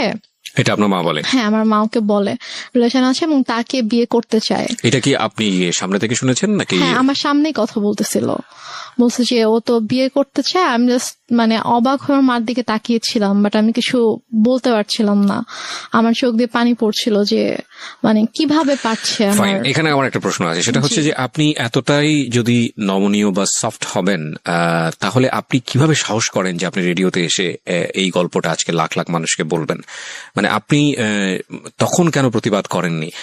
আপনার প্রতিবাদের যেই মানে বলতে পারি আমরা যেই স্পিডটা আমরা এখন দেখতে পাচ্ছি, লাখ লাখ মানুষকে জানিয়ে দেবার নিজের পরিবারের গল্প, সেখানে ওখানে একটু সামান্য সাহস করলেই তো হতো, একটু লাউডলি চিল্লালেই তো বুঝতে পারতো পাশ থেকে শাহেদ যে না, আমার স্ত্রী আমার পক্ষে আছে। সেটুকু সাহস কি ফ্যামিলিতে ছিল না? সেটুকু সাহস আসলে আমার তখন ছিল না। এবং আমার এর পরের ঘটনায় যেটা শুনলে আপনি যেটা বুঝতে পারবেন, যে তখন আমি যেই স্টেপটা নিয়েছিলাম, অথবা তখন আমার মধ্যে যে পরিবর্তনটা এসেছিল, যে চিন্তাধারার যে পরিবর্তনটা এসেছিল, সেটা যদি আমার ওই মুহূর্তে আসতো, তাহলে যে আমার আম্মু আমার সাথে এত কিছু করতে পারতো না। এবং আমার এটা কিন্তু একটা ইন্টারেস্টিং বিষয় প্রিয় শ্রোতা, পরিবারের যে সদস্যরা সাধারণত মুখ বুজে থাকে, কথা বলতে পারে না বা প্রতিবাদ করা উচিত সেটা বোঝে সে পারে না প্রতিবাদ করতে, এরা কিন্তু ধীরে ধীরে ধীরে ধীরে এমন একটা পর্যায়ে চলে যায় এবং এমন ভাবে আউটব্রাস্ট করে যখন আসলে আপনি চিন্তাও করতে পারবেন না ওর আউটব্রাস্টটা কতটা ভয়ানক হতে পারে। ওর ক্ষেত্রেও হয়তো বা বিষয়টা সেরকমই হয়েছে। হ্যাঁ, তো আমি তখন আমার আম্মুকে কিছু বলিনি, কারণ আমি এতটাই আপসেট ছিলাম যে আমি জাস্ট মানে বুঝে উঠতে পারছিলাম না যে আমার মা কেন আমার সাথে এরকম করছে, আমি কেমন করেছি। তো তারপরে আমার জুলাই মাসে 2013 সালে জুলাই মাসে আমার ডিভোর্স হয়ে যায় অফিসিয়ালি। তো তারপর জুলাইয়ের পর থেকে আর কি আমার মা আমাকে ধীরে ধীরে বলে যে মানে আমার যে কিছু গহনা ছিল সেগুলো তো আমার মায়ের কাছেই ছিল, সেগুলো আমার মায়ের আলমারিতে ছিল, বাট আমার আব্বু আমাদের নামে কিছু মানে আমার বোনের নামে কিছু প্রপার্টি রেখে গিয়েছিল আর কি। তো সেগুলো থেকে আমার যে অংশ ছিল সেখান থেকে সেগুলো আমার বলে যে আমার একটা দরকার আছে, আমি একটা সমস্যা পড়েছি, তো আমার প্রপার্টিটা আমার নামে প্রপার্টি দেখাইতে হবে একটা অফিসিয়াল কাজের জন্য, তো আমার নামে তো ওরকম কিছু নাই, মানে শহরে ওরকম কিছু নাই, তো তুমি তোমার যে শহরের জমিটা আছে তুমি তোমার অংশটুকু আমার নামে তুমি অফিসিয়ালি একটু লিখে দাও, দেন আমি এবার তোমাকে ব্যাক করে দিব। তো আমি ভেবেছি হয়তো সত্যি কোনো সমস্যা হয়েছে, এজন্য হয়তো চাচ্ছে। আমার আসলে মানে আমি বুঝে উঠতে পারিনি যে এটার মাঝে যে কি ছিল, এটা কেন আম্মু এরকম করছে। তো আমি সরল বিশ্বাসে আমি লিখে দিই, আম্মু আমাকে পেপারস নিয়ে আসে, কিছু স্ট্যাম্প নিয়ে আসে, তো স্ট্যাম্পে আমি সিগনেচার করে দিই। তো নিয়ে আসার পর একদিন আবার রেজিস্ট্রার অফিসেও যেতে হয়, তো ওখানে কেউ কিছু সাইন করতে, ওখানে সাইন করে দিই। আম্মু আমাকে বলেছে কয়েক মাস পর এটা আবার আমার নামে দিয়ে দিবে। এটা হচ্ছে 2013 সালের সেপ্টেম্বরের মিডলের দিকে ঘটনা। তো আমার শহরে যে জায়গাটা ছিল ওটা অলমোস্ট 20 লাখের মতো ছিল, ওইটার প্রাইস ছিল। তো তারপর আমুটা নিয়ে নেয়, আমার জুয়েলারি তো আম্মুর কাছে ছিল। তো তারপর হঠাৎ করে একদিন আমার হাতে একটা রিং ছিল, যেটা আমার বিয়ের রিং ছিল। তো আমাকে একদিন হঠাৎ করে বলছে যে তুমি তোমার তো ডিভোর্স হয়ে গেছে, তুমি কেন এই রিং এখনো পরে আছো? তা আমি বলছি এটা আমি সবসময় পরে থাকবো, এটা আমার কাছে থাকবে। বলছে এটা আমাকে দাও। আমার প্রায় মানে ঝাঁপিয়ে পড়ে আমার হাত থেকে জোর করে রিংটা নিয়ে যায়। এবং আমার শ্বশুর বাড়ি থেকে আমাকে যে গহনাগুলো দেওয়া হয়েছিল সেগুলো আমার মায়ের কাছেই ছিল। তো তারপর নিয়ে যায়। তারপর হচ্ছে আমার কাছ থেকে আমার যে জমি ছিল শহরে যেটা ছিল ওটাও নিয়ে যায়। তারপর আমার দাদুর বাড়িতে আমাদের নামে যেটা ছিল, মানে আমার নামে আলাদা করে যেটা ছিল, সেটাও আম্মু হঠাৎ করে একদিন বলে যে আমার কিছু টাকা দরকার, তো ওইটা তোমার চাচার কাছে সেল করে দিব, তোমার চাচার সাথে কথা হয়েছে, উনি আমাকে ক্যাশ দিবে, তো ওনাকে তোমার ওই জমিটা ওনার নামে লিখে দিতে হবে। লিখে দিলে উনি আমাকে ক্যাশ দিবে, আমার কিছু ক্যাশ দরকার। তা আমি সেটাও মানা করি না, আচ্ছা ঠিক আছে। আমি গিয়ে ওখানে আমার দাদুর বাড়ির ওখানকার রেজিস্টার অফিসে গিয়ে ওখানে সাইন করে দিই, আমার চাচা তাকে ক্যাশ দেয়, তারপর চলে আসি। তো বলা যায় তখন থেকে আমার কাছে কিছুই নেই, লাইক আমার নামে কোনো জায়গা জমি টাকা পয়সা কোনো গহনা কিছুই নেই আমার কাছে। আমি একদমই মানে নিঃস্ব হয়ে গেছি বলা চলে। আর আমি পড়াশোনাও করতাম না, কারণ আমি পড়াশোনা করার মতো মানসিক অবস্থায় ছিলাম না। আর আপুর কাছ থেকে আম্মু পার মান্থ অনেক বড় একটা অ্যামাউন্ট নিত আমার স্টাডি পারপাস, যে ওর জন্য 3টা টিচার রাখা হয়েছে। এটা আপনার বড় বোনের কাছ থেকে নিত? হ্যাঁ, বড় বোনের কাছ থেকে নিত। আপু তো এমনিতেই আমার জন্য টাকা পাঠাতো, বাট এক্সট্রা করে নিত যে 3টা টিচার রাখা হয়েছে, তো ওদেরকে অনেক বড় অ্যামাউন্ট পে করতে হয়, তো ওর জন্য এটা পাঠাবা। তো আপু সেটাও পাঠাইতো, বাট আমার কিন্তু কোনো টিচার ছিল না, আমি তো পড়তাম না। তো তারপরে গিয়ে যেটা হয়, আমার থেকে যখন আম্মু সবকিছু নিয়ে নেয়, তো তারপর কিছুদিন পর থেকে আম্মু মানে একটু অন্যরকম কথাবার্তা শুরু করে আর কি। টেল মি ফ্র্যাঙ্কলি, যেটা আপনার সঙ্গে হয়েছে, মানে কি বলেছে অন্যরকম বলতে আমি বুঝবো না, ঘটনা জানতে চাই। What happened? ঘটনা হচ্ছে আম্মু হঠাৎ করে একদিন আমাকে অনেক বাজে একটা প্রপোজাল দেয়। কি বলে?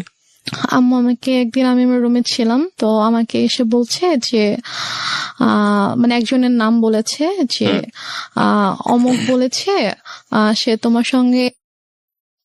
তোমাকে সে 10,000 টাকা দিবে। আর ইউ শিওর? জি। তো ফার্স্ট অফ অল আমি একটু থামাচ্ছি আপনাকে, বিকজ এটা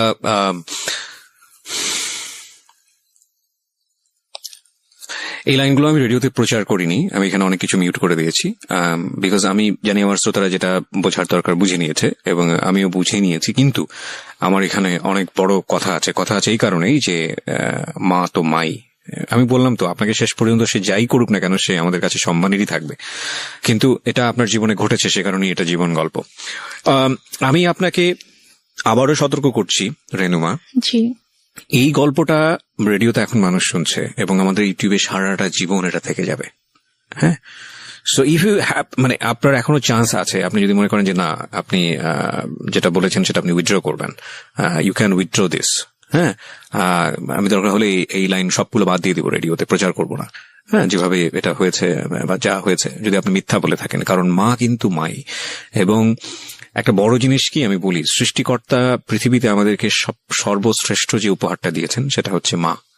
হ্যাঁ, এবং পৃথিবীর একটা কথা আছে না, খুনি যদি সন্তান যদি খুন করে পৃথিবীর কোথাও জায়গা নেই, কিন্তু মায়ের আঁচলের নিচে এসে জায়গা পায়।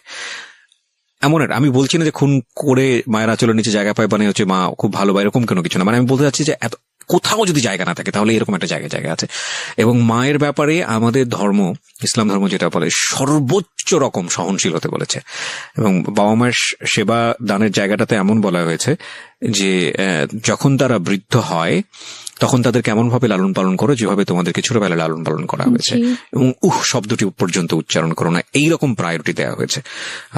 তো এবং আরো আপনি যদি নিজে খোঁজ করেন আপনি নিজেই দেখতে পারবেন। আমি একজন ধর্মীয় বেত্তা নই, আমি যতটুকু জানি ততটুকু আপনার সঙ্গে শেয়ার করলাম।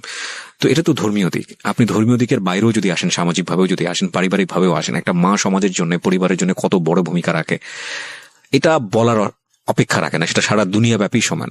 But your case is truly exceptional যদি সেটা হয়ে থাকে। সো আমি আপনাকে আরেকবার সুযোগ দিচ্ছি যে আপনি যেটা বলছেন চাইলে আপনি সেটা উইথড্র করতে পারেন। আমি সেটা উইথড্র করব না, কারণ এটা আমার সাথে ঘটেছে। আমার নিজের মা যে আমাকে জন্ম দিয়েছে সে আমার সাথে এরকম করেছে। ওকে, তারপর কি হলো? তারপর আমার মা আমাকে এভাবে বলার পরে আমি এতদিন সবকিছু সহ্য করেছি। আমি হয়তো টুকটাক তর্ক করেছি, ঝগড়া করেছি, বাট ওরকম এক্সট্রিম লেভেলের আমি কখনো কিছু করিনি, আমি চুপই থেকেছি। বাট আমাকে যেদিন থেকে এই কথাটা বললো তখন থেকে আমি আর কি টোটালি আমি বুঝে যাই না, এই মানুষটা কখনো আমার ভালো চায়নি। তো আপনার লেখাপড়া কি ওই সময়টাতে স্টপ ছিল? আমার লেখাপড়া স্টপই ছিল, কারণ আগে আমি মেন্টালি ডিপ্রেস ছিলাম, আমি পড়তে পারতাম না, আমি পড়তাম না। তারপর বাসায় কোনো টিচারও ছিল না। যে লোকটার নাম বলা হয়েছে সে লোকটাকে কি আপনি চিনতেন? হ্যাঁ, লোকটাকে আমি চিনতাম।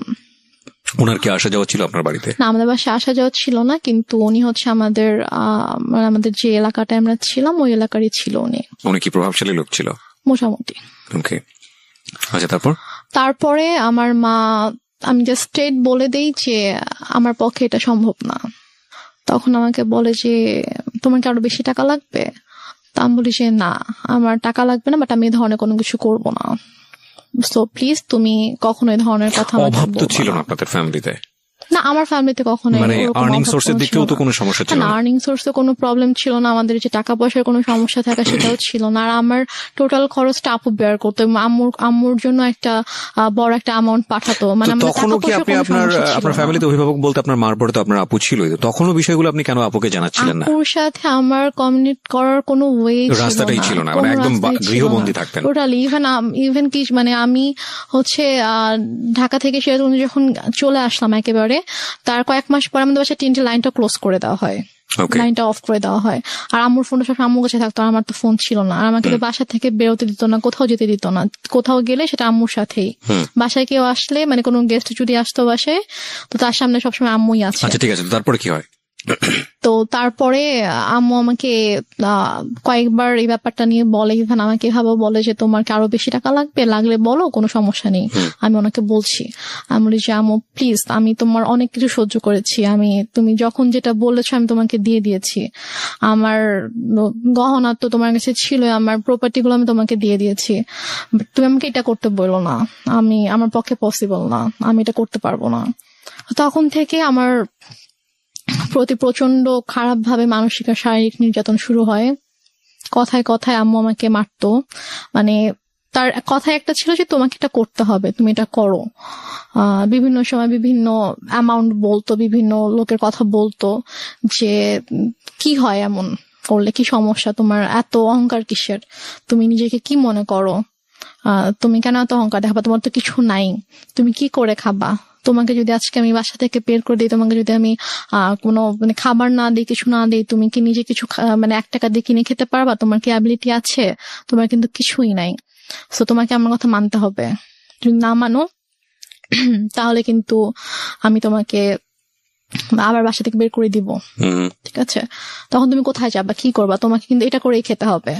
সো বেটার তুমি আমার কথা শুনো, এখানে থাকো, থেকে করো। আমি বলছি আমি এটা করবো না। তারপর গিয়ে যেটা হয় সেটা হচ্ছে যে আমাকে প্রচন্ড মারতো, মানে হাতের কাছে যেটাই পেতো সেটা দিয়ে আম্মু আমাকে মারতো।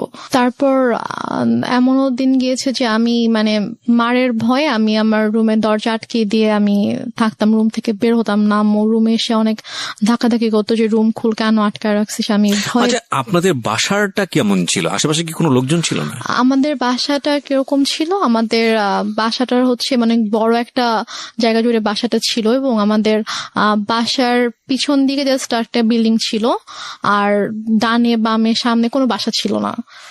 আমাদের বাসাটাই ছিল, হ্যাঁ, পুরোটাই ফাঁকা ছিল। আপনাদের বাসাটা কয়তলা? আমাদের বাসাটা একতলা। একতলা, টিন শেড? টিন শেড না, ফাউন্ডেশন দেয় বাসা, বিল্ডিং। কতটুকু জায়গার উপরে? আমাদের বাসাটা অলমোস্ট 12 কাঠা জায়গার উপরে। 12 কাঠা জায়গার উপরে, একটা কর্নারে জাস্ট আমাদের বাসাটা, একটা কর্নার, এবং চারপাশে এটা বাউন্ডারি দেওয়া। হ্যাঁ, বাউন্ডারি দেওয়া, হ্যাঁ।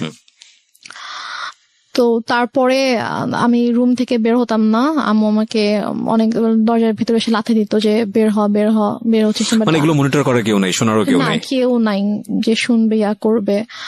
তো তারপর আমাকে আমি যখন বের হলাম, আমি জানি আমাকে বের হলে আমাকে মারবে, কোনো একটা কথা নিয়ে হয়তো আমার সাথে তর্ক করবে। আগেও কি গায়ে হাত তুলো, নাকি এই ঘটনার পর থেকে গায়ে হাত তোলা শুরু হলো? গায়ে হাত তুলতো ছোটবেলা থেকে, আম্মু খুবই ইয়া ছিল, আমি বলেছি তো, গায়ে হাত তোলা স্বভাব ছিল। বাট এটার পর থেকে আমি যখন মানা করতাম তখন থেকে খুব বেশি করে শুরু হয়েছে এটা। এমনও হয়েছে যে আমি 1 দিন 1.5 দিন 2 দিন আমি না খেয়ে আমার রুমের ভিতরে বন্দি, আমি হয়তো ওয়াশরুম থেকে পানি নিয়ে পানি খেয়ে হয়তো আমি আছি, এরকমও হয়েছে। তো এক পর্যায়ে এভাবে চলতে থাকে, এভাবে চলতে চলতে 2014 সালের ফেব্রুয়ারিতে আমার ভাইয়া একদিন ফোন করে, দুলাভাই জি, আমার দুলাভাই একদিন ফোন করে বলে যে আমি তো দেশে আসতেছি, তো আমি 7 দিনের জন্য দেশে আসবো, তো 2 দিন হয়তো আমি সিরাজগঞ্জে থাকবো, এটা বলে। তো তখন আর কি আমার আম্মু আমার জন্য টিচার রাখে ফেব্রুয়ারিতেই, টিচার রাখে, 2জন টিচার রাখে, একজন হচ্ছে ম্যাথের জন্য আর একজন ইংলিশের জন্য। তো টিচার রাখার পরে তোমার তো পড়াশোনার সময় অফ ছিল? আমার তো অফ ছিল, আমি টোটালি পড়াশোনা করতাম, বাট আমি কলেজে ভর্তি হয়েছিলাম। মানে আমি 14তে হচ্ছে আমার মানে 13তে আমার বেসিক্যালি এইচএসসি দেওয়ার কথা, বাট আমি দেইনি। তো ওইটা আবার 14তে রেজিস্ট্রেশন করানো হয় যে 14তে দিব, বাট তারপর আমার পড়াশোনা টোটালি স্টপ ছিল। তো ফেব্রুয়ারিতে আমার ম্যাথের বই টই আর নোটস টোটস যা কিছু লাগবে এগুলো সবকিছু আম্মু কিনে দেয়, কিন্তু 2জন টিচার রাখে, কারণ ভাইয়াকে তো শো করতে হবে যে সে আমাকে পড়াচ্ছে। তারপর ভাইয়া মার্চে আসার পরে, তো ভাইয়া ঢাকায় আসার 2 দিন পরে আমাদের বাসায় আসে, সিরাজগঞ্জে আসে। তো আসার পর আমি জাস্ট চান্সে ছিলাম যে আমি কখন একটু ভাইয়াকে একা পাবো, আমি কখন কথাগুলো ভাইয়াকে বলবো। তারপরে গিয়ে আমার মা হচ্ছে বাজারে যায়। ওই সময়টাতে আপনি শেয়ার করেন? হ্যাঁ, আমার ভাইয়া যেদিন আসে আমাদের বাসায়, তার পরের দিন সকালে আম্মু নাস্তা দিয়ে দেন, বলে যে তুমি ভাইয়াকে নাস্তা করো, আমি একটু বাজারে গিয়ে আমি মাছ নিয়ে আসি। তো আম্মু যায়, যাওয়ার পরে এই ফাঁকে আমি ভাইয়াকে সবকিছু বলে দিই, মানে একদম আব্বু মারা যাওয়া থেকে শুরু করে আমার বিয়ে, ডিভোর্স, তারপরে পরের ঘটনাগুলো সবকিছু ভাইয়াকে বলি যে আমাকে এভাবে অত্যাচার করতো। তারপর আমার মা, ওই যে আমি বললাম 2006 সাল থেকে স্টিল আমি যখন 2014তে বাসা থেকে বের হয়ে আসি তার আগ পর্যন্ত আমার মায়ের যে আপত্তিকর ঘটনাগুলো সবকিছু আমি ভাইয়াকে জানাই। তো ভাইয়া তো শুনে খুবই শকড হয়ে যায় যে তুমি এতদিন কেন জানাও নাই। তো আমি বলি যে আমি এরকম সিচুয়েশনে ছিলাম, জানাতে পারিনি। তো ভাইয়া তখন বলে ঠিক আছে, কোনো সমস্যা নেই, আমি ঢাকা যাচ্ছি, আমি ঢাকা যাওয়ার পরে তুমি জাস্ট চুপ থাকো, তুমি মানে বুঝতে দিও না যে তো আমি জানি, মানে তোমাকে মেরে ফেলবে, তোমার ক্ষতি করবে, তুমি জাস্ট বুঝতে দিও না যে আমি সবকিছু তুমি আমাকে বলেছো।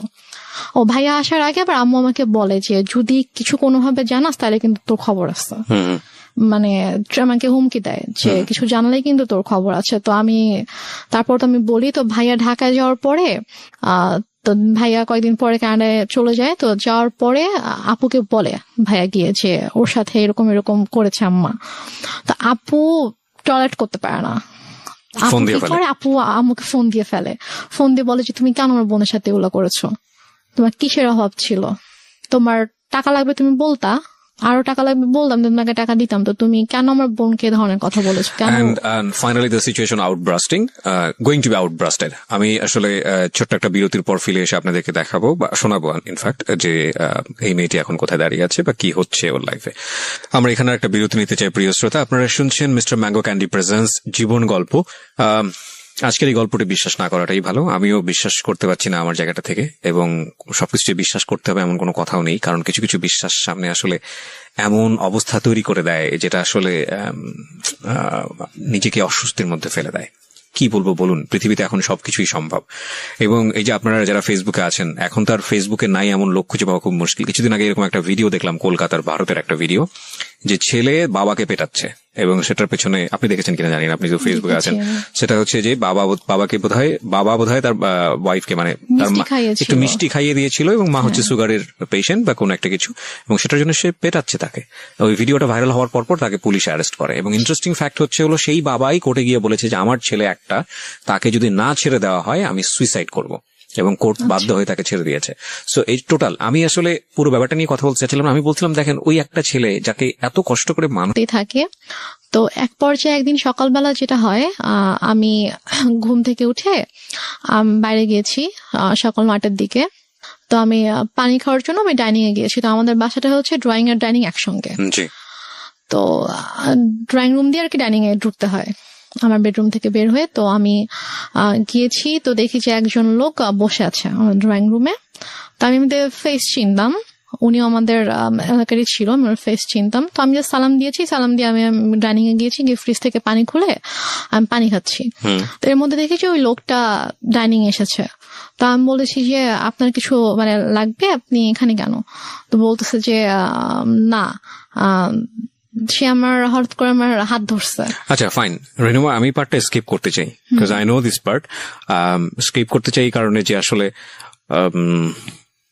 আমার মনে হয় এটা এনাফ। মানে তোমার সম্পর্কটা কেমন ছিল ফ্যামিলিতে এইটুকু বলার, এইটুকু যতটুকু হয়েছে এতক্ষণ ধরে বলা, এটা এনাফ। বাট থাক না, কিছু বিষয়ে আমরা নাই বা রিভিল করি। ওকে, সো এসকেপ করো এটা। তারপরে কি হয়? এই মা তো নিশ্চয়ই বাসায় ফিরে অনেক বেশি টর্চার করে।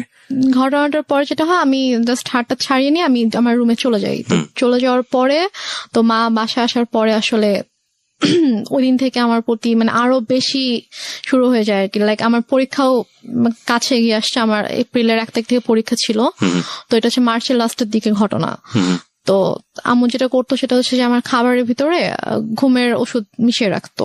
মিশিয়ে দিয়ে দেখা যেত যে আমি ঘুমিয়ে থাকতাম, আমি পড়তে পারতাম না। তো মানে এরকম। তারপর হচ্ছে মানে আমাকে ঠিক মতো, হয়তো আমি যদি খাবার না খেতাম, যদি বলতাম যে আমি নিজে কুক করে খাই, তো বলতো যে না, তুমি নিজে কুক করতে পারবে আচ্ছা, না। আমি না নিতে পারতেছি না এই কারণে, মানে একদম টু বি ফ্র্যাঙ্ক বলি, সেটা হচ্ছে এই মা শব্দটা। সো এটা তোমার লাইফে অনেক ভয়ানক রকমের, হয়তো অনেক ট্রমা জাতীয় কোনো কিছু, বাট আমাদের প্রত্যেকের জীবনেই এটা অনেক রেসপেক্টের জায়গাটা থেকে আমরা বরং আর না যাই। আমি বরং কিছু কোশ্চেন করে আজকের অনুষ্ঠানটা ইতির দিকে নিয়ে আসি। I am sorry to say, because আমি তোমার সঙ্গে লম্বা সময় ধরে কথা বলেছি এবং আমি জানি বিষয়গুলো আরো ইন ডিটেলে আনা উচিত। হয়তো অনেক শ্রোতাই আমার এই হঠাৎ করে থামিয়ে দেওয়ার বিষয়টা নিয়ে এসে অনেক বেশি মনক্ষুণ্ণ হবেন, কিন্তু আপনারা যতটুকু বোঝার বুঝে নেবেন। আমার মনে হয় যে এটা আসলে আর বেশি ইন ডিটেলে যাওয়ার দরকার নেই, বরং আমরা ওর সাহসের দিকগুলো আপনাদেরকে একটু দেখাই। সেটা হচ্ছে যে এক পর্যায়ে গিয়ে ফাইনালি তো আপনি সিদ্ধান্ত নিলেন যে না, আপনি আর এই বাসায় থাকবেন না। জি, সেটা কত সালে? সেটা আমার ভাইয়া যখন আমাকে চলে যায়, তখন আমাকে বলে যায় যে তুমি জাস্ট পরীক্ষাটা শেষ করো, আমি এর মধ্যে সব ব্যবস্থা করব, তুমি পরীক্ষাটা শেষ করেই তুমি বের হয়ে যাবা। আচ্ছা, তোমাকে পরীক্ষাটা দেওয়াতাম না এখান থেকে, তোমাকে এখনই নিয়ে যেতে পারতাম, কিন্তু তোমার অলরেডি পড়াশোনায় 2 বছর গ্যাপ হয়েছে। তো তুমি যদি এখন আবার পরীক্ষাটা না দাও, তোমার দেখা যাবে আরো 2 বছর তোমার গ্যাপ যাবে। তো আমি চাই না যে তোমার লাইফ থেকে অনেক কিছু নষ্ট হয়েছে, তো আমি চাই না আরো 2 বছর তুমি নষ্ট করো। Okay. তো